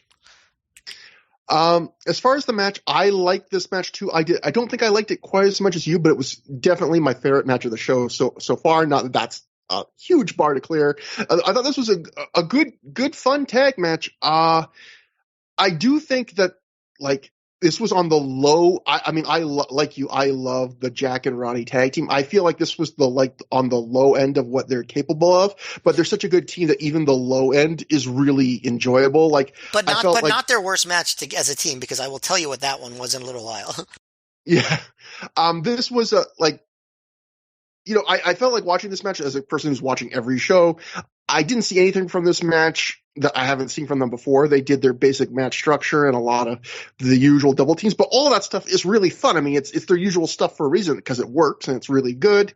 I agree with you that Sal's back selling was really good. Like, I really noticed it, and it was facially more than anything. Like, there was, I've been lucky enough in my life not to have many back problems, but I have a family where my mom literally broke her back once and had it misdiagnosed. Crazy story. My mom was working somewhere. She broke her back, and one of the discs got crushed so badly that her back is broken. She gets an X-ray, and they go, oh, you just have one fewer disc than normal people. And then like a year, and they don't really treat her well, and she had to like sleep sitting up for a month, just in unbearable pain. Like a year or two later, she goes to a different doctor. They're like, oh, you had a disc crushed a while ago, didn't you? And it was like her disc got crushed so closely together. This one doctor just thought she had one fewer. And anyway, I'm just going to say, I have seen that look on people's faces that Sal had. Like, it was a very, like, there's wrestling selling, and then there was, like, I saw that facial expression, I was like, I know that facial expression. I've seen that facial expression. And I just thought that, I'm glad you mentioned it, too. I thought that was very good back selling from one Sal Rinauro. Good standard tag match. I thought Sal overall did good. And, Chad Collier, I'm a fan of Chad Collier. I don't think he did anything particularly special in this match, but I mean, I always enjoy Chad Collier. Well, not always, but usually. But yeah, overall good match. So yeah, and I was going to say, so definitely the worst, I think, Evans and Strong tag team match that we reviewed was the one at Death Before Dishonor 3, where they wrestle Lacey's Angels. I thought that was definitely not as good as this. My memory again, Matt, very bad. Honestly, I am dreading. This is another thing I forgot to mention. This is the start of our usual. We only have 5 episodes left before we finally end another year on Through the Years of Ring of Honor history, and I am dreading this year, having to rack my memory to come up with our year-end awards, because holy crap, this is the most shows we've done for a single year, and I'm going to have to remember. I'm going to have to go through a lot of notes to try and remember everything that's happened in 2005 Ring of Honor. But just do what I do, half-ass it. I remember once on List 'em and Learn, which again, I love plugging the old show because you had a great podcast, and it's what started us podcasting together and started really raising my name, Matt. It was all thanks to you, but LOL. No, Matt, LEL, List 'em and Learn. But anyway, for those who don't know, List 'em and Learn was a show where sometimes about wrestling, sometimes not, where Matt and a different guest each episode Matt would pick a theme, and they would each come up with their top 10 list for that theme and present it to each other. And I remember the first time we did it, I got so nervous about not doing a good job, and I worked really hard. And, the show was always so good. Like, I was a fan already, and I listened to it, and I was like, oh, Matt's, lists are always really well thought and really good. And I think it was the first one we did. It might have been the second one. You were just like, oh, yeah, I just finished my list, like, an hour ago or something. You were like, I just whipped it up near the end, like right before record. And I was just like, God damn it, you can do that and I can't. Like, it's just not in me, Matt. I was so jealous of you at that point. I feel like this is a backhanded compliment, because like, it just means that you prepare more and I'm lazier. that's all you're describing. It's not like it's a positive quality. No, I think it is, because I feel like for people that go back and listen to that episode, it's a good episode, and like I always say, it's like kind of the pilot for Through the Years, and you have just as much insight. If people listen to that show, they will have no idea. I'm sure of it, that I'm the one who like obsessed over things, and you're the one that's just riffing on your, using your functioning brain that actually has memories and insights that you can come up with on the top of your head, and I need to plan everything out. Like, you won't know the difference, and I think that's what not pisses me off, but made me jealous of, like, it takes me so much work just to do what I feel like a lot of people include, especially you, like, you can just do it. But I mean, I think that you're wrong about that people can't tell the amount of effort, like the amount of time that you put into something. There's a big difference between like doing something by the seat of your pants and actually taking the time to prepare. Like, listeners of this show can tell the effort that you put in. It's not all for nothing. I promise. Well, much like you, I have a difficulty accepting compliments. So moving on to the 4-corner survival match. Christopher Daniels, escorted to the ring by Allison Danger, defeated Adam Pearce, Jimmy Jacobs, and Samoa Joe in 17 minutes, 6 seconds when he pinned Joe after he hit the Angel's wing. So this was originally supposed to be Daniels versus Joe versus Homicide versus Colt Cabana. So, kind of a 4-way where you take 2 single suits that are going on and just smush them into a 4-corner match. But Homicide comes out first for this match, and he grabs the mic and says, forget about Joe and Daniels, play Cabana's music so he can fuck him up. And then Cabana's music does start. It's always funny when it's like, play his music so I can beat him up. And the song that is cued to play is Copacabana by Barry Manilow. Out comes Colt, only to get jumped by Homicide in the aisle. The brawl is on. They fight in and around the ring in darkness as Christopher Daniels' full entrance takes place, which is always bizarre when like you see like this crazy out of control brawl and then another wrestler's just slowly and calmly making their ring entrance. This also makes my point about how too damn long Daniels' ring entrance was in this era, because they brawl a lot during this ring entrance. And then that reminds me of like I always had this idea for the remember WrestleMania 17, the gimmick battle royal where they had all the classic old wrestlers and the crazy gimmicks, where Iron Sheik won apparently because he couldn't be expected to take a bump over the ropes. Yes. And he was walking very slowly. My idea always was that is I wanted that battle royal, or then afterwards another battle royal like that, where Iron Sheik like makes his entrance to the ring and he walks so slow that like by the time he gets to the ring, there's only one person left in the ring, and like basically his job is done for him. Because sometimes with some of these older people in battle royals, it almost is like that. But anyway, this wasn't quite that, but for some reason, watching this, it definitely gave me a little bit of that vibe. We hear a voice on commentary. I believe the honorable mention podcast is that is Sal Hanoi, who ran FIP and ran the production for Ring of Honor DVDs. We've talked before about how like Gabe and Lenny and Prazak were do the post-production, like doing the recording, the announcing in his house. So you hear Sal's voice go, "Hold Samoa Joe's entrance due to the fighting." And then Colt and Homicide at this point brawl into the crowd. They throw chairs at each other as Daniels and Allison Danger just calmly watch from the ring. Julius Smokes grabs Colt, but Colt lays him out. Colt and Homicide throw chairs right at each other's heads. We see more chair shots. Homicide throws Colt into a row of chairs. Colt throws Homicide onto two open chairs. More Smokes involvement as Colt beats him up, but Smokes quickly recovers and attacks Colt. They've moved to the back of the building, which is too dark to see almost anything I wrote. Table gets set up beside the bleachers. Colt tries to bulldog Homicide through it, but Homicide blocks and hits a tornado DDT off the bleachers, not through the table, just on the floor. I again write in the notes, I can see literally nothing at times. Crowd chants use the table. Homicide tries to ace crusher Colt off the bleachers through the table, which, plays off something he did recently. He's a Colt on another show, but Colt fights back and he ends up superplexing Homicide off the bleachers through the table. That gets an instant replay. And I should also mention, wasn't it an ace crusher? I thought it was Homicide tried the ace. Maybe you're right. I might have written it wrong in the notes. Either way, Colt puts Homicide through the table. That gets an instant replay, and I should mention that's the second instant replay on the night. This was another rare night where Ring of Honor had instant replays, because I believe they also did an immediate instant replay on the Ode to the Bulldogs. No, you're right. It was a vertical suplex, and it was Colt that hit it. Yeah. Yeah, okay. Yeah, I might have said something wrong. These notes, man, it's just a blur of Homicide, Colt, chairs. I can't see anything. I will say this. I was extremely annoyed that the crowd was chanting, "Use the table," because we've talked about how dumb it is, like when they say, like, like they're doing all sorts of crazy, like, barbaric things, and they're like, "We want a table." But it's even more annoying when they're very clearly setting up to use a table, and like they have a table, and then they're chanting, "Use the table." It's like, what did you think they were going to do with this table that they spent all this time setting up? Very annoying. What is with these wrestling fans and their, quote, fetishes for tables?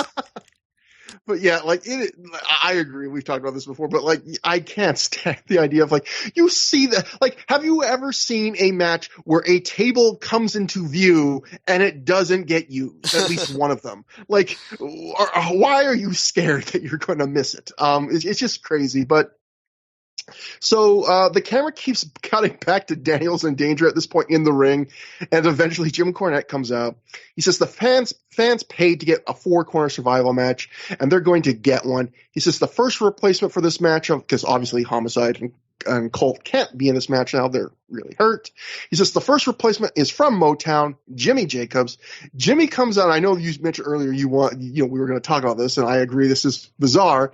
Jimmy comes out without Lacey, even though she was on the show, because she came out with BJ at the start on the opener match, with his old music instead of the Lacey's Angels theme. He comes out, to the touch. He's hussing. He's not wearing a suit. He's in the furry boots again. Prazak later on commentary, he says Jimmy is going back to his roots tonight because it's in his hometown, which I guess is their reason for all of this. But it was absolutely bizarre that, like, after making a huge point of, Jimmy is a different guy, he's really taking to Lacey, they just, for this one night, everything goes back like 6 months. And then Cornette goes to announce, Cornette goes to announce the fourth entrant when Adam Pearce interrupts and demands to be put in the match. Cornette agrees. I wrote in my notes, so sucks to be whoever was Jim's original backup, because the asshole that just like keeps barging in gets what he wants. Cornette introduces the other previously scheduled member of the match, Samoa Joe, who gets a huge reaction from the crowd. Matt, so this is like we've seen this pattern on the recent shows where it's clearly something they're trying to do to make this feud seem wild and more and different. The idea of, we've now seen at least 2 recent scheduled cult homicide matches where it's on the card in some form and it never happens, but instead we get a very lengthy crowd brawl. What do you think about this? I mean, like, were you getting kind of tired of it at this point, or did you, I mean, they do put in hard effort. They do really chuck chairs at each other. You do get one big spot at the end. Like, what are your kind of opinions on that? I'm wondering. I'm totally fine with them, like, not delivering like a specific advertised match in this case, because what you get is basically a match. Yeah. But I do think this particular brawl was too long for what it was, like, especially considering how dark it was. Like, I think like the way the brawl started was cool and chaotic, and the way it ended was good. But like, just it went on and on during the entrance, and then they kept hitting each other in the head with chairs, which I get squeamish about. Like, and it felt I don't know, a little bit unnecessary, a little bit redundant. I don't know. But like the beginning and the end and the brawl were good. So I think if they had just cut out the middle, I think I would have liked it a little bit more. As it was, I think at this point we've done it enough. Now we can move on to something a little bit new. And did you have thoughts about the Jimmy Jacobs thing, or should we save that for the match? Like, well, I think that Jimmy, I mean, it was fine. Like, I get what they were doing, like, an ode to the hometown, but he should have been his new character. I think the match would have been better if he was playing that character and Lacey was out there. I think he's more entertaining that way. I mean, I guess I see what they were doing, but I don't know. I don't think it really passed the smell test as far as like being a good idea. It wasn't terrible or anything, but yeah. Yeah. So I agree. I thought this was fine. Again, like par for this show, slightly above average. People that have long time through the years listeners will know I'm not a huge fan of the million of 4 corner matches we've seen in Ring of Honor. They've broken me down, Matt, and so I wasn't really expecting much from this either. But I thought this was a very standard Ring of Honor 4 corner match. It was more of a build for the next night's Joe versus Daniels match than anything else. One thing I did think was slightly interesting about this was, so often these 4-ways where they are building up a future match, they'll do the thing where the 2 guys that are going to have a future match, they barely interact with each other in the 4-way. They give you just a little taste to kind of whet your appetite. But maybe because Joe and Daniels have wrestled each other so much already, they did not hold back. Like, they have 2 extended sequences for each other, and Daniels actually gets a direct pin over Joe to end the match. Granted, that's after Adam Pearce gives Joe a low blow, so that kind of protects Joe.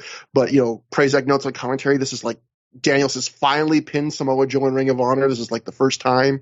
So that was a kind of a neat thing where, they, for once, you're building up a feud in the 4-way, but you're giving you a lot of that feud in the 4-way, and actually kind of a somewhat significant result from it. And Joe and Daniels' sequences were the usual solid stuff. It's not always thrilling, but it's usually pretty good. I really liked that one late match exchange where they're throwing strikes and Daniels is like throwing body blows. I thought that I like that. Unfortunately, the most noteworthy spot they had, though, which Dave Meltzer, we mentioned it on the top of the show, where Daniels does his usual springboard back elbow and he completely slips off the ropes and falls. Which is crazy because that's Daniels is a guy that never botches. Yeah. Like he is just so polished. It was like that's how you know for sure there was something with the ropes because the Yeah. one guy that you will never see do that is Christopher Daniels. You're exactly right. Like Daniels is such the consummate professional. Like they turned into a story. It was such a big deal. Remember, like a year or two ago in AEW when he like botched the best moonsault ever because it happens so infrequently. It was like, oh shit, Daniels can't do a move one time, Yeah, exactly. And so yeah, so many years earlier, the fact that you see something he's done a million times and he just completely slips, eats shit, as some might say. That was something.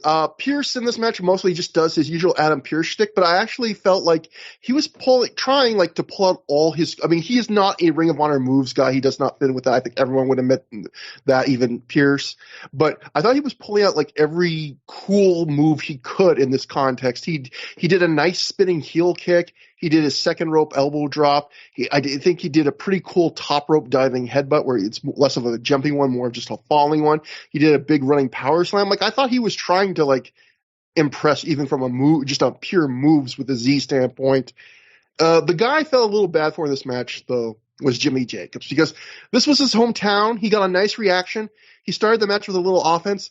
And then shortly after that, it becomes clear he is the low man on the totem pole in this match, which I guess part of you could say, yeah, he should be, although I would say he should be below Adam Pierce. But like, of all the people in the match, he is the most person to most recently have held a Ring of Honor title. He was a former tag champ. And he really is treated like more of a jobber. Like he takes a beating from Daniels and Pierce before he makes the hot tag to Joe because, as is often the case in these four ways, the wrestlers decide they'd rather work it like a tag than a than a four way. And then even there, Jimmy doesn't get to make a big comeback. His comeback comes basically because Pierce and Daniel start having an hour-long in-ring argument about who is doing like the better job of kicking Jimmy Jacobs' ass. And then he hits Daniels with a spear and tags out. And then how Jimmy like gets written out of the match at the end is he goes for a big dive to the floor on Daniels, and Daniels just moves out of the way. And Jimmy crashes and burns and we never see him again. And I just felt like the whole match, apart from maybe the very start, like he really did not come off as good the way this match was booked. I felt like he didn't need to win this match, but come on, man. It's Detroit. Give him a little bit of shine. But if he had been with Lacey and like done that character that he did in the Jay Lethal match, I think he could have had a little bit more attention and shine in the match. And he could have like played a more interesting role, even if he was still beat up a lot. But I'm interested in what you think because I feel like sometimes we like because I think I have less of a tolerance for these four ways than you. Sometimes I'll be like, oh, I was expecting nothing from this, so I thought it was not bad. And you'll be like, oh, this wasn't good, Trevor. And then sometimes I'll be like, this wasn't good at all, and you'll be like, Trevor, you just don't like this just because you're biased against four way. So are we on the same page on this one? Is this one slightly above average but nothing special, or did you like this more or less? Do I really make that accusation? No, I'm just spicing the show up, man. I'm exaggerating. I know. I pretty much am on the same page as you. I thought this was solidly entertaining for what it was, but nothing memorable at all. I do think that, sometimes in these four ways, Joe kind of leans back a little bit. He doesn't really put in his full effort. I think that he put in more effort than I expected in this match. I think that he had, like, especially on his like hot tag, like I feel like he had a lot of fire and he was like screaming and like jazzing up the crowd and like his strikes were on point. So I think that Joe had a pretty good night, even though he wasn't going for like a top tier Samoa Joe match. I think that Pierce, like you said, was a little bit more serious than he was in that other four way that we saw him in. At Glory by Honor. I think that the crowd was pretty good for the match. They definitely were more into the Joe versus Daniel stuff than the New Jersey crowd where they had that match at in the summer of 2005. So I think in that sense it was a pretty entertaining. And I think it didn't feel too long. Sometimes these four ways feel like they drag a little bit. I think what helped was Pierce versus Jacobs and then Joe versus Daniels felt like two totally different matches. And like the tonal change, I don't think it was a problem. I think that it actually like just made it a little bit more interesting to watch. And then they sort of settled into like almost that tag match with Daniels and Pierce getting beating up Jacobs for a while until they all started fighting each other. And I think that, that provided enough like sequence changes to make the match flow a little bit and be just more entertaining. But yeah, they weren't going for anything special. Like this was definitely a match to set up the singles match between Joe and Daniels the next night. They made a big deal out of the fact that Daniels has finally pinned Joe in ROH. I think the one thing is Daniels and Joe were having these like super entertaining matches in TNA and like doing all this dynamic stuff, and these matches just seemed a little bit less dynamic. I'll be curious to see what their match the next night is like, but there clearly it seemed like Joe, Styles, and Daniels were saving their best stuff, at least when it came to each other, for TNA at this point. Yeah, and I do feel like I think we really started noticing this a few shows ago, but we are definitely, like you were kind of saying, in the Joe is not giving you he's pacing himself in his career, certainly in some points, at least in Ring of Honor stage of his career, where especially something like on a double shot where he's not put in a position for one to have like a big match on both halves of the double shot. And I think we're going to see a lot of matches like this, and we've already now seen a few where he's in a tag or a four-way where he's only comes in for limited spots, and when he does tag in, he's really intense and is trying hard and going these big, fast, intense flurries of his usual offense, and it's fun. But we're going to get less of just like really good, hard, intriguing performances, I think, like singles performances from Joe the way we're used to, the way we were spoiled when he was champ, I think. Yeah, definitely. So then we go backstage for intermission, where Dave Prazak is joined by Claudio Castagnoli. Prazak thinks Claudio got screwed tonight. Claudio agrees. He demands a rematch. Prazak says he'll try to talk to Nigel McGuinness later in the show. Something we do not see that happen during intermission, but comes up in The Observer. Dave wrote, Ring of Honor ran a contest for 2 tickets to WrestleMania during intermission, and boy, did that get booed. I think it's funny. Like, you never know. Sometimes WWE occasionally in the right city, like some certain mentions would get cheered, but obviously a lot of times it would get booed. Like, I would think if anything would kind of get the fans going, it would be, hey, like 2 tickets to WrestleMania. Like, even if you're not a huge WWE fan, so I like that. I mean, I don't like, but it is funny. I also think in this era there were like spurts where WWE like was putting on good shows and pay-per-views and stuff, and then there would be spurts where it was bad. And like, whereas versus now, where I think that ROH type fans, it's just always bad on WWE in 2022. But like, they would have good runs from time to time. They wouldn't last super long, but I think late 2005 was one of the less good periods for WWE, if I'm remembering correctly. Early 2005 was not so bad. Except for, certain things. The Muhammad Hassan stuff was pretty bad. But yeah, I so that could have something to do with like when they're booed and when they're not booed, Yeah. This is the first match back after intermission. Daisy Hayes defeated Allison Danger via pinfall in 3 minutes, 24 seconds after hitting what Prazak calls a modified Daisy Cutter, which was her finisher. So, now I'm going to ask you about the match, but I guess first, I should point out this was not a historical match for Ring of Honor, but a historical weekend. I guess Prazak mentioned this on commentary that 2 days after this was a double shot weekend for Ring of Honor, in that they're running Detroit on a Friday, Chicago on a Saturday. But in Chicago on Sunday, some of the wrestlers like Danger and Hayes were taping the very first 2 Shimmer shows with, our friends, at Shimmer Herstory. They cover a great podcast that covers Shimmer. You should absolutely listen to. But this was actually like a big weekend in that sense for women's wrestling, because it was about to begin.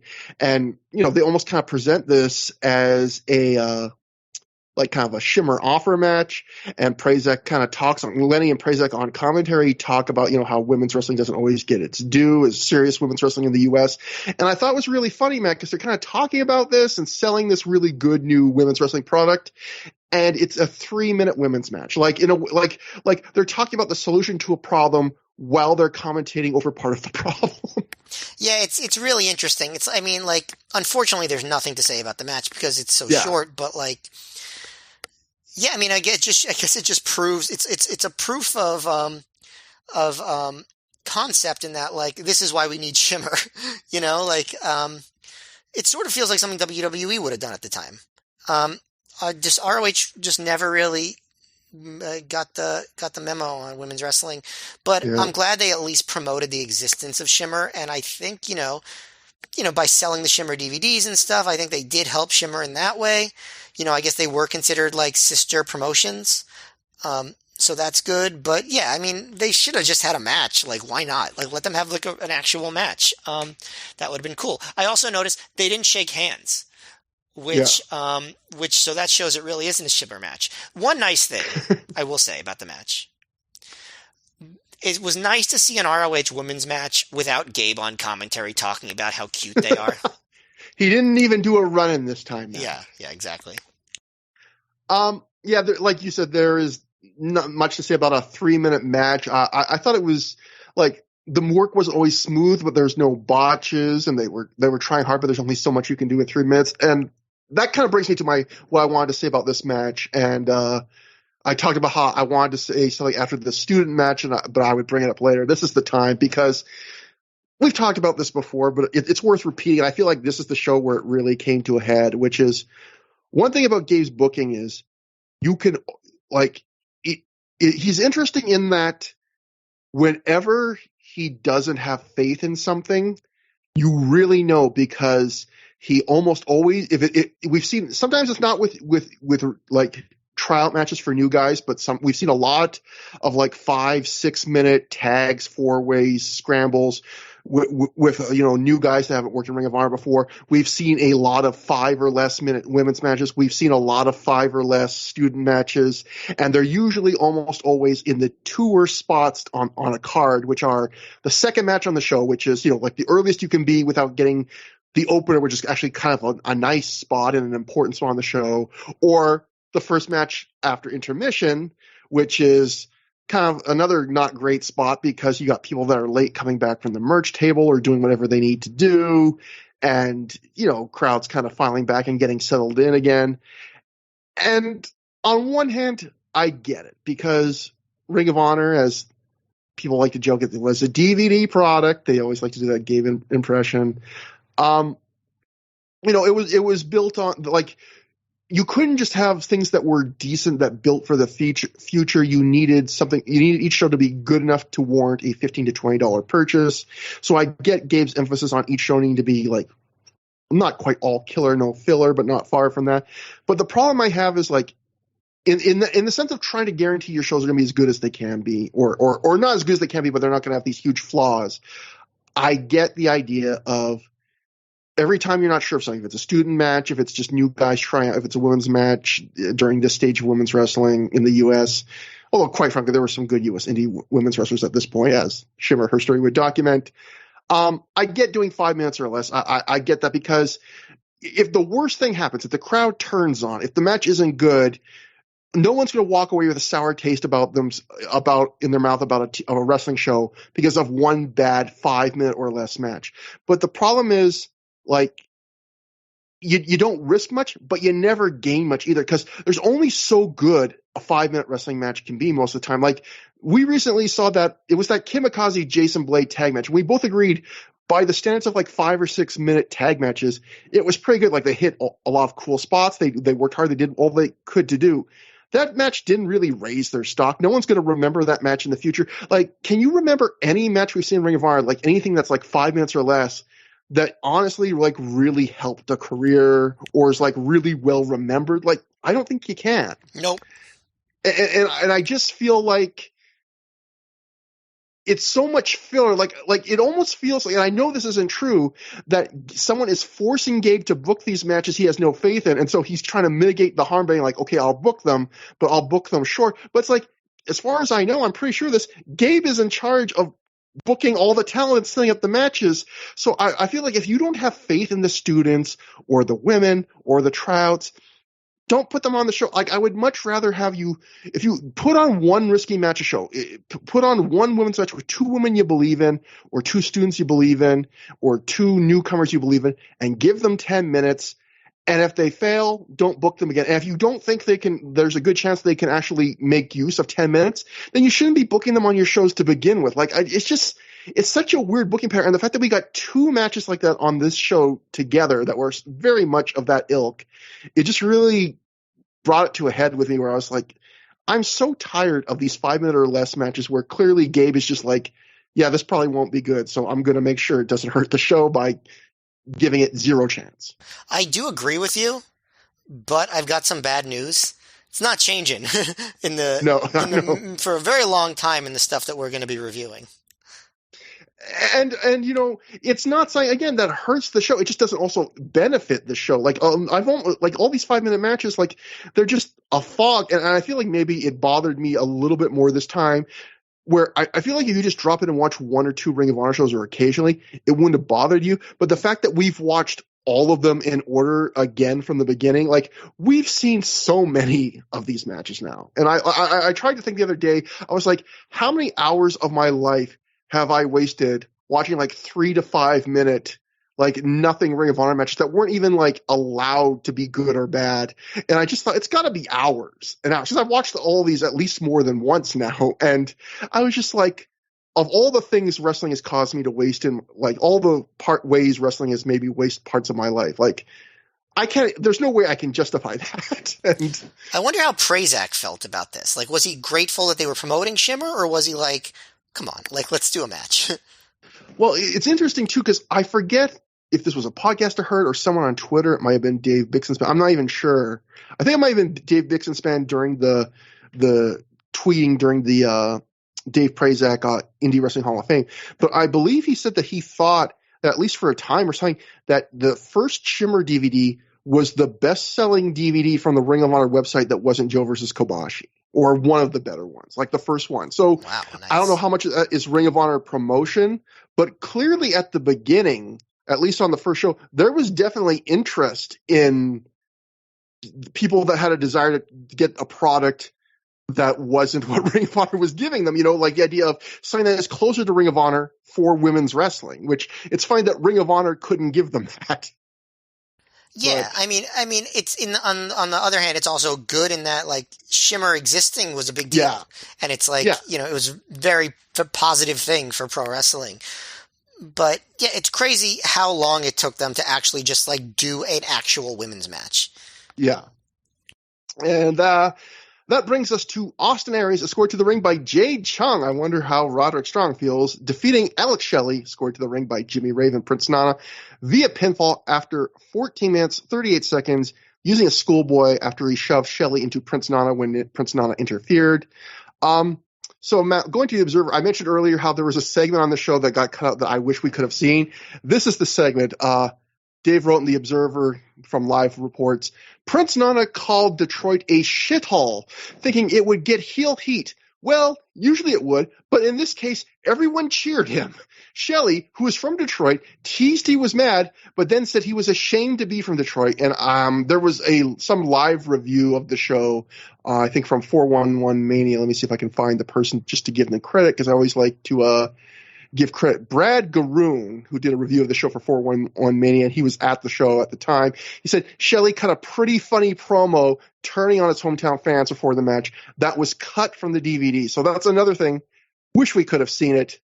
Match. This was a rematch from a fairly significant match, the big world title match, Aries versus Shelley at Manhattan Mayhem. What do you think about the rematch? Well, first of all, I wonder if like the reason they cheered was because like these were all like fans from like the suburbs who didn't like coming into the city. Like I'm trying to figure out why else you might cheer somebody running down your hometown.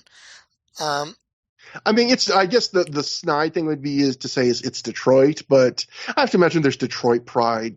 Yeah, like, I mean Detroit's cool. Like what's wrong with Detroit? Well, I mean, I guess the auto industry collapsing, and a lot of people have been snide about, the Flint water thing. Michigan has had Detroit is not Flint, but I know, but I'm just saying Michigan as a whole and Detroit, not just Flint. I know they're not the same, but like it's been a rough couple decades for them, Matt. I believe. Even as a Canadian, I've heard things. My sources have told me. Yeah, but I still feel like when your city is rough, like it's. There's an element of pride in that too, Yeah. No, you're right. And I feel like being condescending about that is something that outsiders do. Like, oh, you live in a shithole, versus like, no, we have grit. Anyway, I don't know. But no, I agree. I live in my city. I live in like well, I came out of like the bad part of the city, and like there are people in that neighborhood to this day when I'm in there.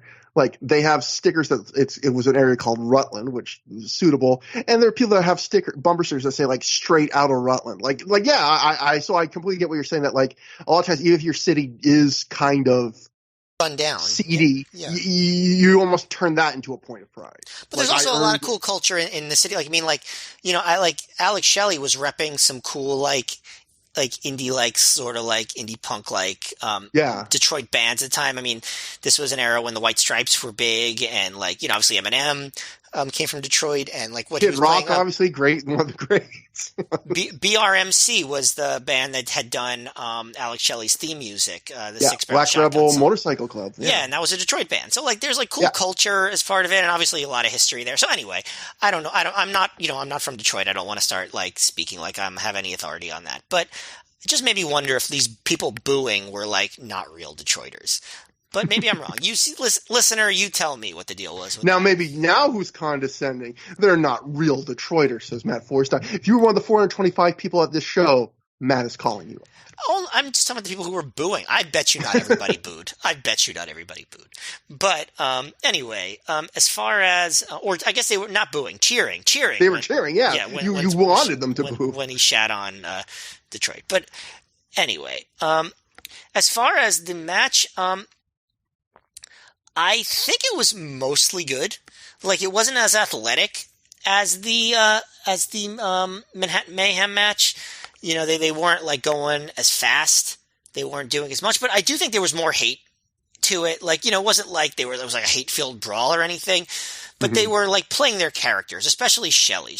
You know, it's interesting because Shelley obviously is from Detroit, but he was not, you know, shy about being a heel here. You know, they had like a snot rocket battle, and Aries' snot rocket was much more protracted and exaggerated than Shelley's. I will say that. Well, he's not experienced at it like Shelley. Yeah, Shelley's was more standard, but Aries had more impact. That's what I think. There was, I did think it was funny. They said the match had relaxed rules. And it was like, oh, so the ref's going to let things go. And it's like, none of the stuff that they're doing would be, gets a disqualification anyway, ever. Like, at one point, Prazak says that since there's relaxed rules, the ref is going to let closed fists go.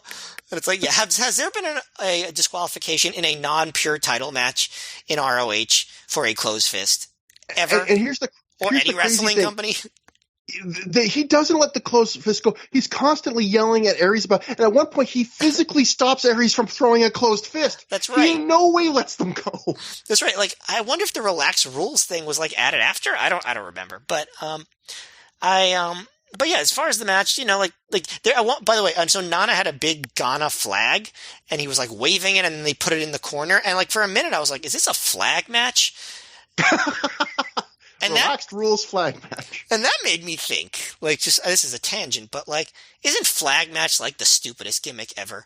Like, the idea of it, like the gimmick, the flag match is like the winner gets to wave their flag, right? That's the way, like, you can do that anyway. You don't need to win a flag. Like, if you lose the flag match, you could still wave your flag. Who's stopping you? Just wave the flag. I don't know. And like I don't know. I was about to say maybe it should be the loser can never wave a flag for the rest of their lives. But then I just started thinking, how many times in my life have I ever waved a flag? It's got to be less than 3. Like, even that wouldn't be a good stiff. Probably when I was a little kid, like, I maybe like waved a little flag.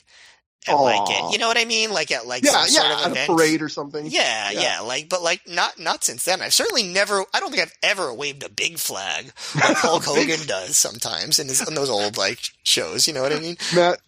There's a few times in your life you have, at least in front of me, you've ever been more adorable than the precocious way you just said, I don't think I've ever waved a big flag. That was the most adorable thing you have ever said.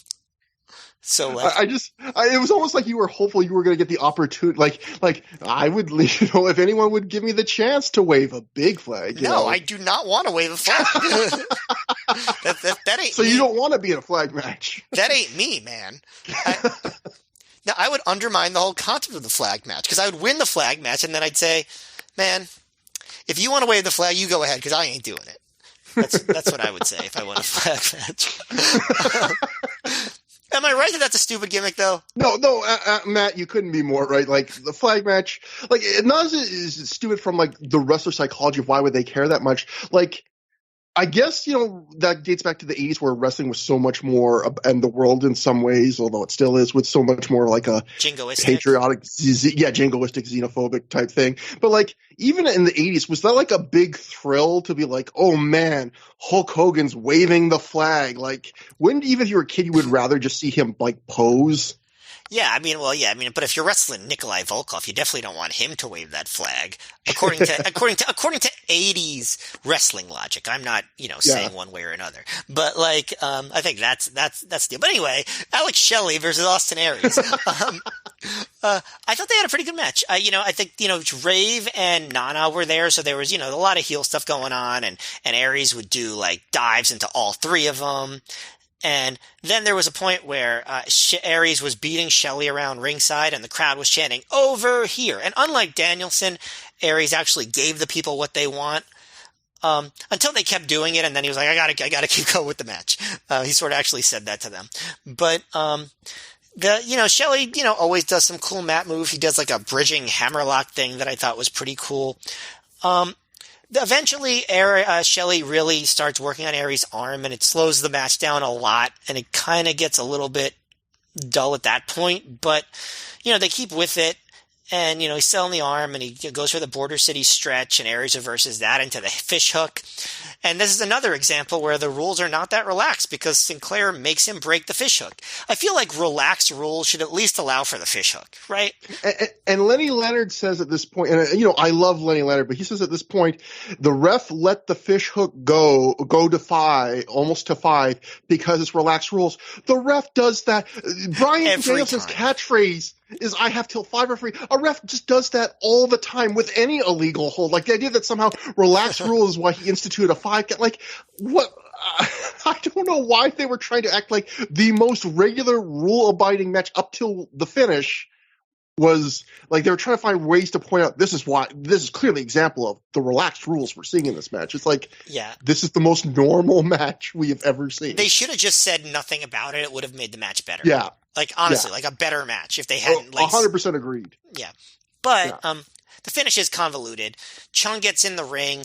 Sinclair is distracted by her. And then Shelley gets Aries in a full Nelson, and Nana gets in the ring to attack him. And then Chung does a much weaker than normal low blow on Nana. And then Aries runs Shelley into Nana's head and gets the roll up. I thought that was a pretty bad finish, but I thought the match was mostly, like, at least kind of good. Like, they're good wrestlers. I feel like they could certainly have done much better without all the gaga around, but like, and I don't think they were doing their best, but I still think, these two are just so talented that it was a pretty good match. I think you saying it was mostly kind of good with like a almost a question in your voice.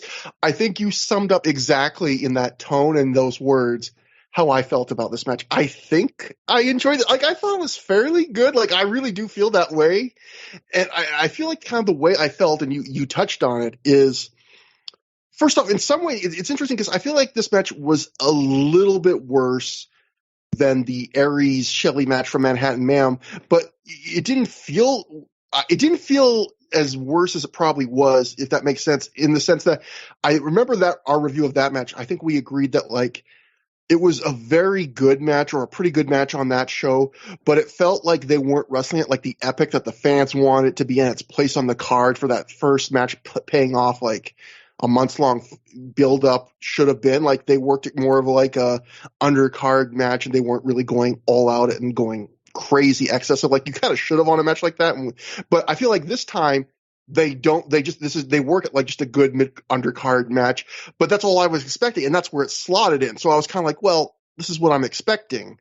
I think my problem was, other than, like you said, all the stuff with the relaxed rules, which I completely agree with. And by the way, I think it's pretty clear. Another thing Ring of Honor does that I think we've seen before, which is a thing I hate, which is the stip that the wrestlers do not use, except at the very end, because it's clear the stip only exists to justify the finish. And like you were saying, in this case, the finish is near the very end of the match. Aries goes up for the 450, and Prince Nana grabs the leg of Aries in full view of the ref, and the ref doesn't call for the DQ, and then Jay Chung gets in the ring, Nana gets in the ring, they get shoved into it. And I feel like if it wasn't for that, nothing about this match justifies relaxed rules. But I almost feel like, like you were saying, I don't know if this was added as a step after the match, like in post-production on the commentary or not.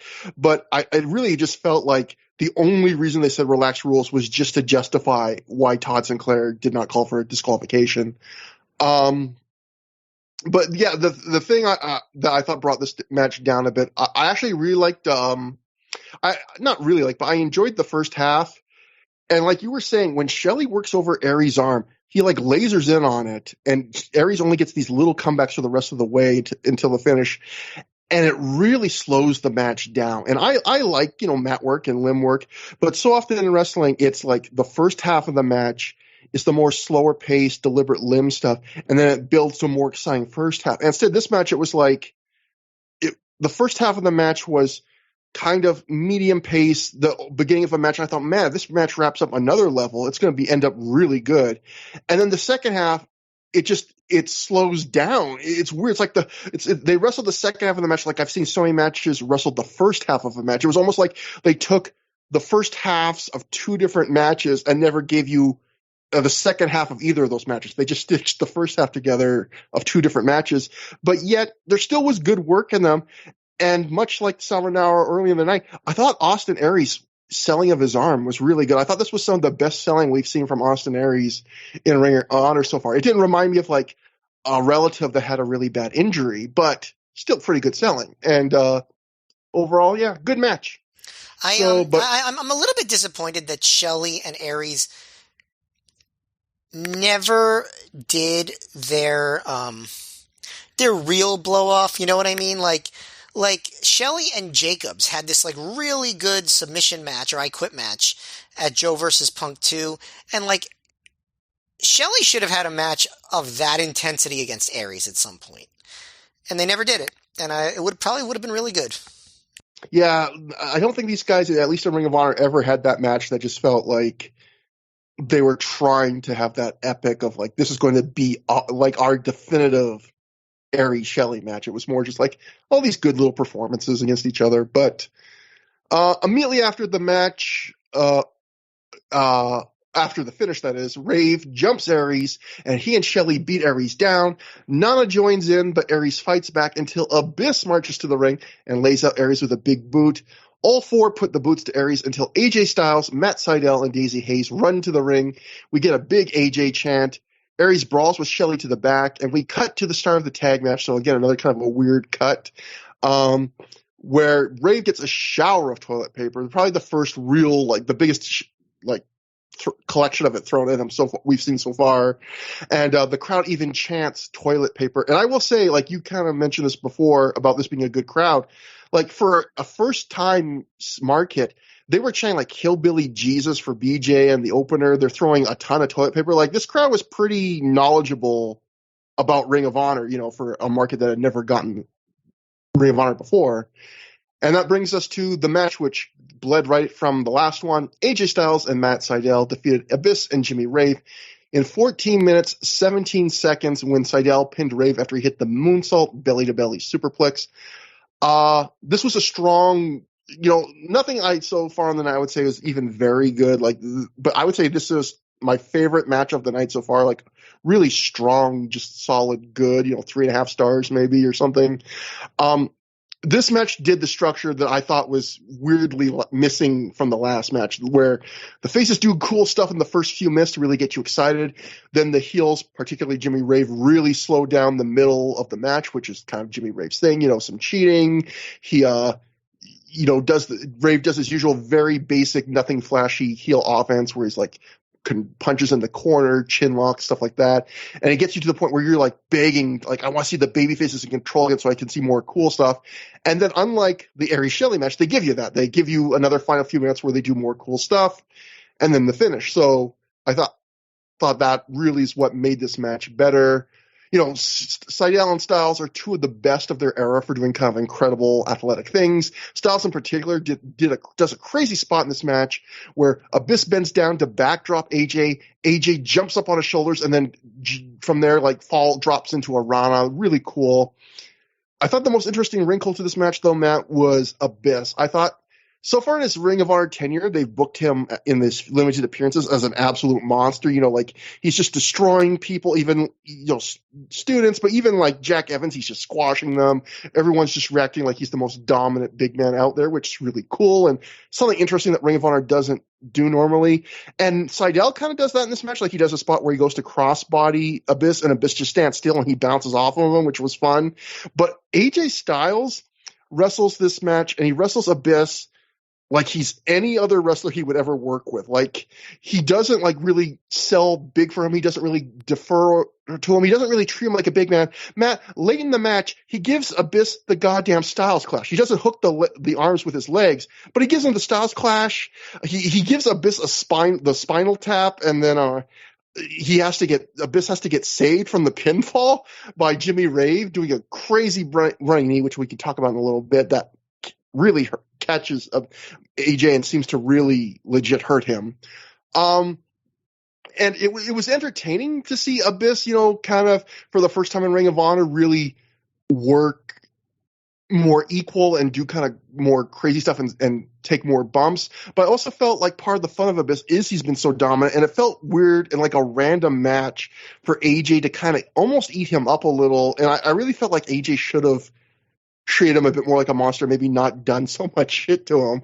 But anyway, other interesting thing I liked is they've also portrayed Abyss as this big monster. And this match, he just follows Jimmy Rave's lead and does very cerebral, deliberate healing stuff. Like he does I'm going to clap my hands together to pretend I made a tag. And he grabs the wrestler's legs when they're hitting the ropes and he's on the outside. He wrestles this, he's the monster in this match, but he's the monster who's taking big AJ Styles bumps and doing old school Southern 80s Memphis tag tropes. But overall, fun, enjoyable match. I like this match a little bit less than you. I still liked it, but I will disagree with you about the AJ Abyss dynamic, because at this point, Styles and Abyss had a history together. They had TNA, yeah, multiple memorable matches together. They main evented a pay-per-view together at this point already. It would have been, I feel like, a weird and inconsistent to suddenly have Styles be like, how can I solve this conundrum of this monster? When he's beaten Abyss, they've had even matches against each other. You know what I mean? It's they have history. And I feel like that's a good point. It's better that they acknowledge that versus Styles acting like Abyss is some new mysterious challenge to him. Whereas it makes sense for these other guys who, don't have that history with Abyss. It makes sense that Styles does a better job handling Abyss than anybody else does. I love the beginning of this match. I love the end of this match. Or I like the end of this match, I should say. What I didn't like, I thought that things slowed down a bit and they kind of quieted the crowd a lot in the middle. But the thing I really didn't like was the hot tag. They built on it for a while with Seidel taking a lot of punishment. And then at one point, Seidel just gets a sudden backslide, then tags in Styles, which is fine because the crowd was hot for it anyway. But then they do that thing that is a pet peeve of mine where almost instantly Seidel tags back in. Yeah, I hate it. It doesn't seem like Ring of Honor's been doing that quite a bit lately on the shows we've been watching. Yeah, it's a pet peeve of mine. And on the bright side, in this defense, Styles was still doing most of the moves even after that. But it was Seidel should have sold for a while longer. He was waiting to get out of the match. It was really less. It felt like less than a minute later that he tagged back in. That's not a psychologically sound way to do a hot tag. So that bothered me a bit. But I thought the beginning and the end were exciting, and I thought it was a good match.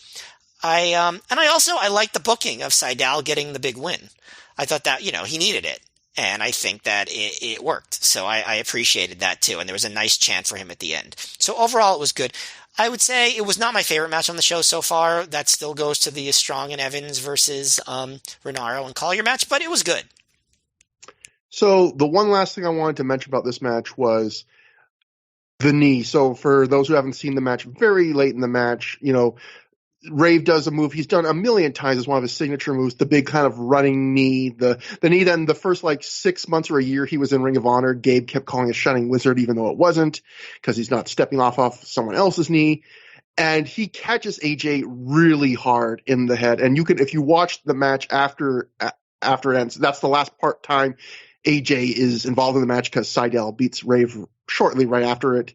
But the ref is talking to AJ for an extended period of time after that, and AJ is grabbing his face around the eye, and it's because he really got hurt there.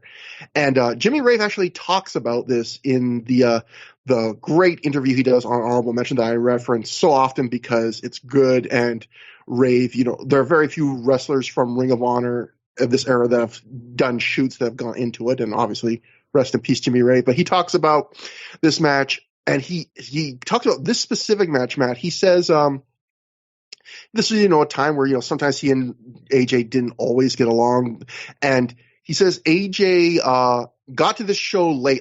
I forget if he said intermission or a little past intermission, but he got to the show late, and because of that, Rave and the other guys had already kind of plotted the big beats of the match out. So AJ comes, and Rave just tells him, all right, you're going to do this, and you're going to do this, and you're going to do this. And AJ apparently did not like that he was doing that for AJ. But Rave's point was look, you show up late, we have to plan out the match. And so we plotted out the match already. And Rave ends up saying, he says, people thought I did that to AJ on purpose, that knee, then, because we had this argument, before the match. But Rave says, it was not purposeful. It was a complete accident. And it was interesting because you talked about before, Matt, about how the thought of all the TNA guys, Joe, Daniels, and Styles, at this point, once TNA really came into play for them in a big way, that they all never worked as hard in Ring of Honor again. Jimmy Rave, when talking about this match, says he singles out this match as a match where he felt like AJ did not work as hard as he would in TNA. And he says that he agrees that, he says, I feel like AJ, when he came back on this last run, he did not work 100% when he was in Ring of Honor. And he says, I feel like Daniels and Joe did. He disagrees with you on that point. He actually... And it's interesting because it just depends on the match. And interesting because this match to me was not an egregious example of AJ not working that hard. That's what I was just going to say. Yeah. We've seen matches in the last few shows where it's like that. I think this match he worked pretty hard. I mean, obviously, the participant will have a different perspective than a spectator, but just the way it seemed, especially the stuff he did with Abyss. I felt like he worked harder with Abyss than he often does with the more just ROH exclusive guys. I mean, this was a rough night for AJ because between that knee and early in the match where he and Seidel do those double dives, and Abyss doesn't do a great job catching AJ, and you can tell AJ is hurt from a rough bump on the floor. This was not a good. He gave he took some bumps for Ring of Honor on this night, but yes, yeah. Either way, and by the way, I'm not trying to say that Joe and Daniels were lazy or anything. No. I know what you're saying, and I hope the listeners know. Yeah, not at all. But they're picking their spots a bit more. They're working in a different way. It's they're not having their absolute best matches in Ring of Honor all the time. Daniels and Joe would still have really top-notch matches in ROH after this. It wasn't their best stuff against each other was in TNA though. At this point, it just was. But I agree too. I would disagree with Jimmy Rave on the idea of Joe and Daniels always gave 100% from this point on. And I don't necessarily always think I think as a wrestler, sometimes when you're wrestling a full-time career, you have to pace yourself, and there's ways you can still give really entertaining performances without going full bore. But I do agree with you. And again, I'm just like you. I don't mean this to disparage Joe or Daniels or at all, but there were definitely shows, like you said, where they picked their spots and they were trying to entertain the fans, but they were not maybe going all out the way they did in their first couple years in Ring of Honor. But either way, we go backstage again where Dave Prazak has found Nigel McGuinness as he said he was going to. He tells Nigel that Claudio felt he was screwed tonight, and Prazak agrees with him. Prazak then informs Nigel that Claudio wants a rematch. Nigel says the only person who got screwed tonight is him. Claudio hit him with an iron tonight. Who brings an iron to the ring? I love Nigel now. It's just this, he's lying about things that everyone knows it can't be true. He goes, what kind of pure champion does that? Nigel then calls Claudio cast o gonads, and he says he doesn't deserve another title shot, and if he wants to get one, it ain't going to be easy to earn it. Matt, out of curiosity, I looked up the next few shows. There are 3 shows between this show and Final Battle where Claudio gets his pure title rematch. On those 3 shows, Claudio loses twice and doesn't wrestle on the 3rd one. So apparently it was easy to get it. Jim Cornette just felt differently from Nigel. Exactly. So, and that brings us finally to the Ring of Honor World Title match main event, the match that they were not naked. Bryan Danielson successfully defended the title when he defeated Chris Sabin via submission in 24 minutes, 23 seconds when he made him tap to the stronghold. A couple notes before I throw it to you, Matt. The Observer wrote, there were some boring chants during this match, but overall, all reports said the crowd liked it by the end. I never heard the boring chants. I don't know about you. Nope, I'll talk about some other things the crowd says, but not boring. Yeah. And then the other note was this came weeks later when Dave was writing about just Bryan Danielson in general. Dave wrote, in one show a few weeks back, Danielson was supposed to win using a chicken wing. I believe it was the Detroit match with Chris Sabin. But after watching 2 matches on the undercard based on working the arm, he asked to change the entire match to working the back and using a backbreaker as the finish, which also worked because he'd get heat for using Roderick Strong's move right before doing a match with Strong. So I thought that's interesting because just like, not to give away too much from your review, but like Danielson wrestled the whole story of this match is kind of the setup for the Strong match the next night. And he's doing tons of backbreakers. He wins with the stronghold, but I would have thought that was always the plan. And this is something we've heard and talked about Danielson is a lot of wrestlers don't do this. Danielson oftentimes would apparently watch the whole show and he would change his match based on what he had seen. So it's really interesting that he had a completely different idea. He was going to do the arm and the chicken wing, and then he just decides, I got to change the whole thing because I'm not going to be the 3rd match on the show about an arm. So again, just one of the million reasons why Danielson's one of the best wrestlers of all time. He's a genius. Yeah. I mean, like the fact that he will see that and then be like, oh, here's this idea that will make this match a million times better than it would have been. And it is. So like I said, Danielson, he has the new short haircut, the facial hair, immediately changes the vibe. You could also really see how young he looks compared to now. Like, he was just like a baby at this point, which is crazy considering how advanced he was. But like, so as far as the crowd, at the very beginning, you hear a little battle in the crowd in the background because someone yells TNA, and then someone else yells fuck TNA, and then someone else yells I like TNA, and then someone else yells they're both good, which I thought was cute. Then we get a little "You're both awesome" chant, which I thought was adorable. But yeah, like this was a good match. Like even in some ways very good because Danielson is awesome, and like it was pretty long. It was over 20 minutes, and it didn't feel long. It didn't drag. But I've never seen an ROH title match that was so obviously like secondary to the match it was setting up the next night. Yeah. Like this was all about the Strong match. The announcers talked about Strong, I feel like, more than they talked about Sabin. Like, I mean, it makes sense in the sense of like Sabin is not a member of the ROH roster. So like in that way, I didn't mind it or anything. Like I actually didn't mind it at all. Like I found the whole thing pretty entertaining. But this was really all about Danielson. He was leaning into his heelish smug thing, and then while Sabin, he went after Danielson's neck and they had some of that. But really, like, the Sabin offense was not super memorable. Like, it was fine. It was really all, the memorable stuff was all Danielson. Like, being a heel, stomping Sabin in the head while yelling to the crowd, hey, why don't you grow some teeth? But really the memorable stuff was him when he started working over Sabin's back. Because whereas Roderick Strong does lots of interesting backbreakers, Danielson just did the same basic backbreaker over and over and over and over and over again. And like, this is part of his genius. Like, it just becomes super entertainment. Yeah.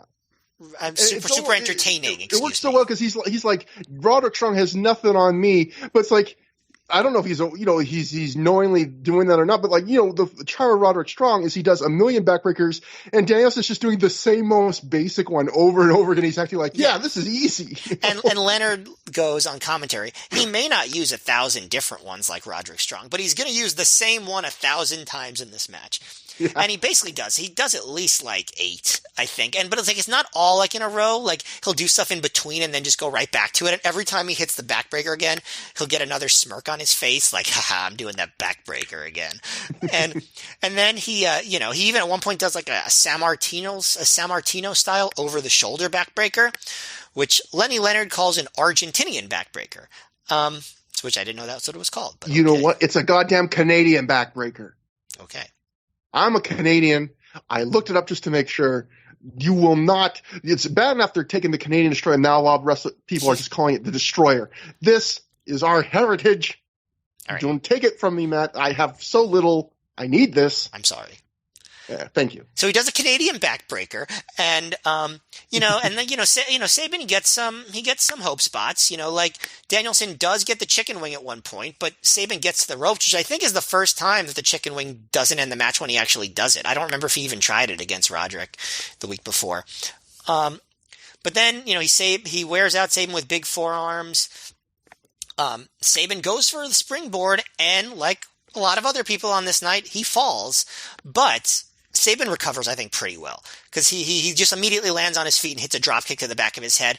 I wonder if Danielson even realized that Sabin didn't fall because his back was to him the whole time. So I think that was about as well recovered from a slip as you could possibly do. So it didn't really hurt the match that much. But Sabin, he gets his like arm hooking pile driver thing. He does the cradle. Danielson escapes the cradle shock, and then Danielson he does a stronghold to get the tap out, which is perfect to set up the next night's match. Yeah. So like, it was a very clever finish, a cleverly booked match, very entertaining, not meant to be something to be a standalone product. It's meant to set up the match the next night, which, maybe if you're going to this show is not your favorite thing, but as far as the overall booking, I think it works really well. It's good development for Danielson's character. And it was psychologically sound. I thought it was good. I thought it was very good. So I maybe like this match very slightly more than you, but we're basically the same. I thought this was the match of the night. I thought this was very good, but by that I would say like 3 3/4 stars. I don't think it's right below great. I would say I feel the same. That's 3.5, 3 3/4. Somewhere. And I would say for most wrestlers that would be great, but like, I mean, great in terms of just you're happy you have that kind of performance. But Bryan Danielson, you're almost like, that's it. But I wasn't disappointed really with this match, as I didn't remember it being like an amazing show stealer. But I completely agree about how, and again, I think this is the theme for the night. It really felt more like a really good like setup match for the real main show down the line. Which again, a lot of the matches on the show had like kind of almost that TV show before the pay-per-view vibe, where it's matches that aren't really the top level quality that are going to set up what are going to be the matches you hope are the top level quality on the bigger show. But except in ROH, that setup match is still like 25 minutes long. Yeah. I would say the strength and weakness of this match are the same thing, and it's that this match feels like a match Bryan Danielson could have had with any wrestler any decent wrestler in the scene at this point. Like, on the good way, it's like we were talking about before at the start of the show with the promo, like Danielson is full in on the persona he discovered with the Roderick Strong match the show before. He's just being a great dick. He's doing some of the same things he did on that last show, but he's got some new wrinkles. Like he's doing some of the stuff he did on the last show, like asking the crowd if they want to see him move again and then flip them off. The handshake offer, but then slapping the guy instead. But he's also doing some new stuff, like he's grinding his head into Saban and refusing to break in the corner. He's grabbing the ropes, doing an abdominal stretch, and he does it like perfectly, like the way a great old school 80s, 90s heel would do, where it's very slow and deliberate and then like, just really grabbing it tightly. So yeah, he's picking right where he left off, just being a joyous dick, character-wise. And it's another one of those matches where he really just dominates this match, both in like, he takes a lot of this match. You know, you would think a lot of times in indie wrestling, I feel like if you know a guy isn't like a regular, you get generous and you give them at least half the match, if not more, and kind of give them the shine. Like Danielson dominates a lot of this match, and this is another one of those matches where he wrestles it with such confidence and polish for a guy's age. He and Saban are the same age. And, Danielson's in his mid-20s at this point, yet it feels like, I've said this about other Danielson matches, this is one of those matches where it feels like he's like a 30-year veteran, and he's like wrestling a guy way younger than him and just schooling him. It's so good in that sense. But the negative is the same thing. It's that part of the fun of wrestling, I think, isn't just great wrestlers doing what they do best. It's that they're interacting. That's what makes matches different from each other. It's like, oh, these two wrestlers, how are they going to mix? How are they going to react to what each of them bring to the table? And like I said, I felt like you mentioned that this match was more about Roderick Strong than it was about Chris Sabin. And I completely agree. That's a great way to put it. I feel like, Sabin doesn't get a ton of offense. When he does, he gets these little bursts, and it's neat offense because Chris Sabin has neat offense, and Bryan Danielson, he sells well for it. But Sabin really doesn't offer any personality here. He doesn't really show off any character or real like super passion. He doesn't really have an interesting style for Danielson to bounce off of. Again, it really just feels like he could have wrestled this against another 30 guys. It would have been the same match on this night. And it's a good Bryan Danielson match, but it's not a good Bryan Danielson-Chris Sabin match, if that makes sense. I agree. I agree completely. That's all true. And I like Chris Sabin a lot. Yeah. And I almost felt bad for Chris Sabin because, like you're saying, like I keep going back to, this match was about Roderick Strong. That was basically, it was him using Sabin as an example. And I'm not this guy who thinks that the hometown wrestlers have to win in their hometown every time, but I think most of the time they should. And obviously you couldn't do that with Sabin. But I thought if you look at this card, Jimmy Jacobs, Alex Shelley, and Chris Sabin, all three of them, like, they all didn't quite have, like, in terms of how their matches were worked and how they were presented. I mean, even this one, which is a world title main event, all three guys were hometown guys in a new market. I felt like none of them really came off as super triumphant or, like... Well, this ain't AEW. In AEW, they really lean into that. In ROH, it's mainly like CM Punk and Homicide. Who are the hometown heroes.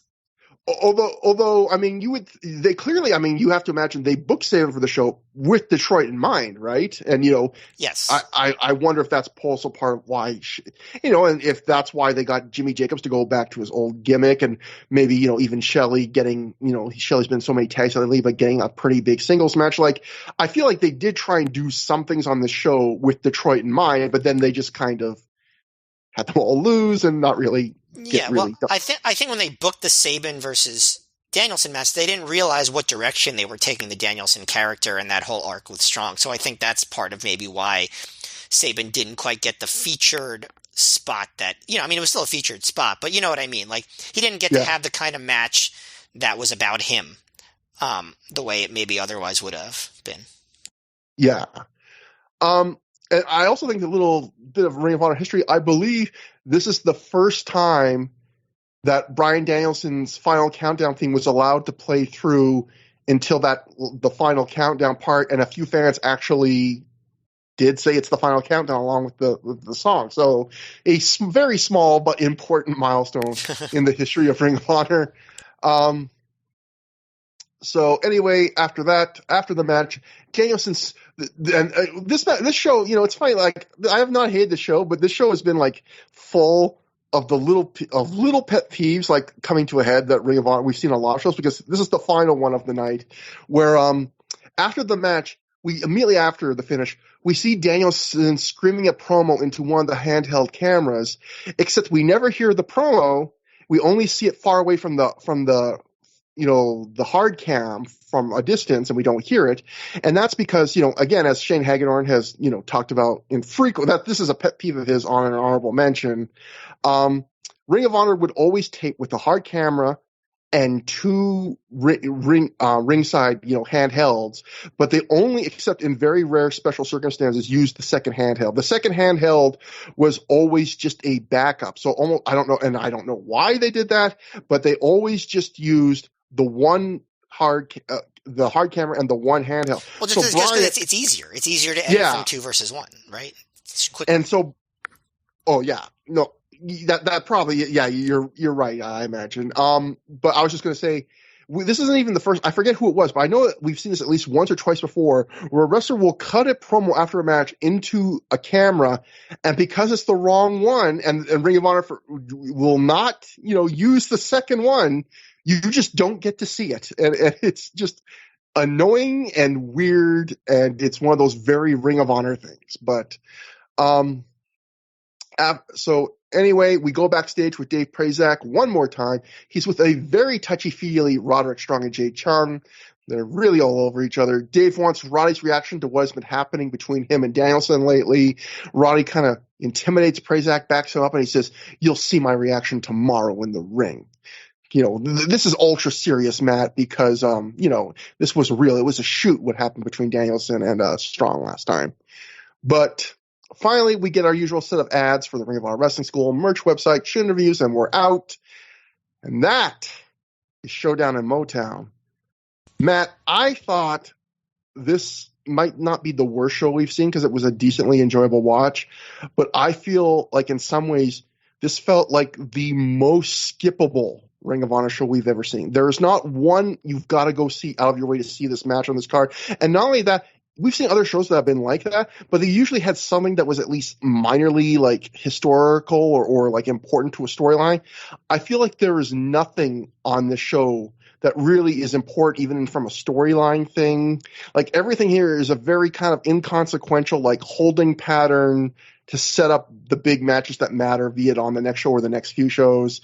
So this is not a show I think that people would like be tortured by if they watched. There's some things to enjoy, but this might be one of the most skippable shows we've ever covered. I agree that it's like nothing that's really essential or consequential. And I agree that this was definitely a B show that was setting up the next night. I think I liked the show a lot more than you did, though. I think this was a good show. I think almost everything on this show was good.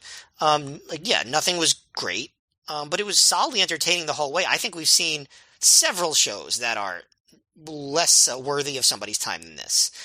From a bell-to-bell point, I think I agree, but I also feel like it's not so good enough. It's also not good enough to go out of your way to see, and there's nothing apart from the wrestling that's notable at all. So it's kind of like it has to live. This is a show that has to live or die on the wrestling, and the wrestling is good enough, but not good enough to be like, go out and find this DVD, find a video of this. No, definitely not that. But like if you were to watch it, like, I think if you like ROH, I think you'd enjoy it because like it's solidly entertaining. It moves at a pretty brisk pace, good crowd, like good performances. I think it's a pretty good show. Like I would qualify this as a pretty good show. Just not important, not memorable, and no absolute must-see anything. In that sense, you're right. But I enjoyed this. I thought this was better than I expected, better than I remembered, in fact. But yes, it was not consequential. And you know what? It made for a really good episode of the podcast. Matt, I think we did a good job today. And if Trevor is saying something positive about anything that he has done, you know that you could take it to the bank. Don't worry, Gabe. Trevor's doing fine. You have my word. Now, Trevor, if anything bad happens to you, now I'm going to look really bad because I said that. So now you have to stick to it, just for me. Jesus Christ. So I think we deserve some plugs. If you want to contact us, we are ThROH@gmail.com. As always, that's THROH to spell through. We have a thread on the Pro Wrestling Only Plugs forum. On Twitter, I am at Trevor Dame. Matt is at Mayor MGF. And you can listen to us on all of your favorite podcast apps, even Spotify. If you want to be canceled, and and YouTube if you want to be a deep vein from YouTube. And so, our next show, we will be covering the second half of this double shot weekend, the bigger show, Vendetta, the much bigger, including just the size of the match, Gen Next versus Embassy tag. We get the Daniels Joe singles match that was set up here. And the big match, we get the Roderick Strong, Bryan Danielson match that you remember being really great, and that, since my memory's so bad, everything's new to me, but I loved their first one. So I am really excited to revisit this one. It should be a really good show. And this was a really good show. So until next time, have a good time. Have a great time.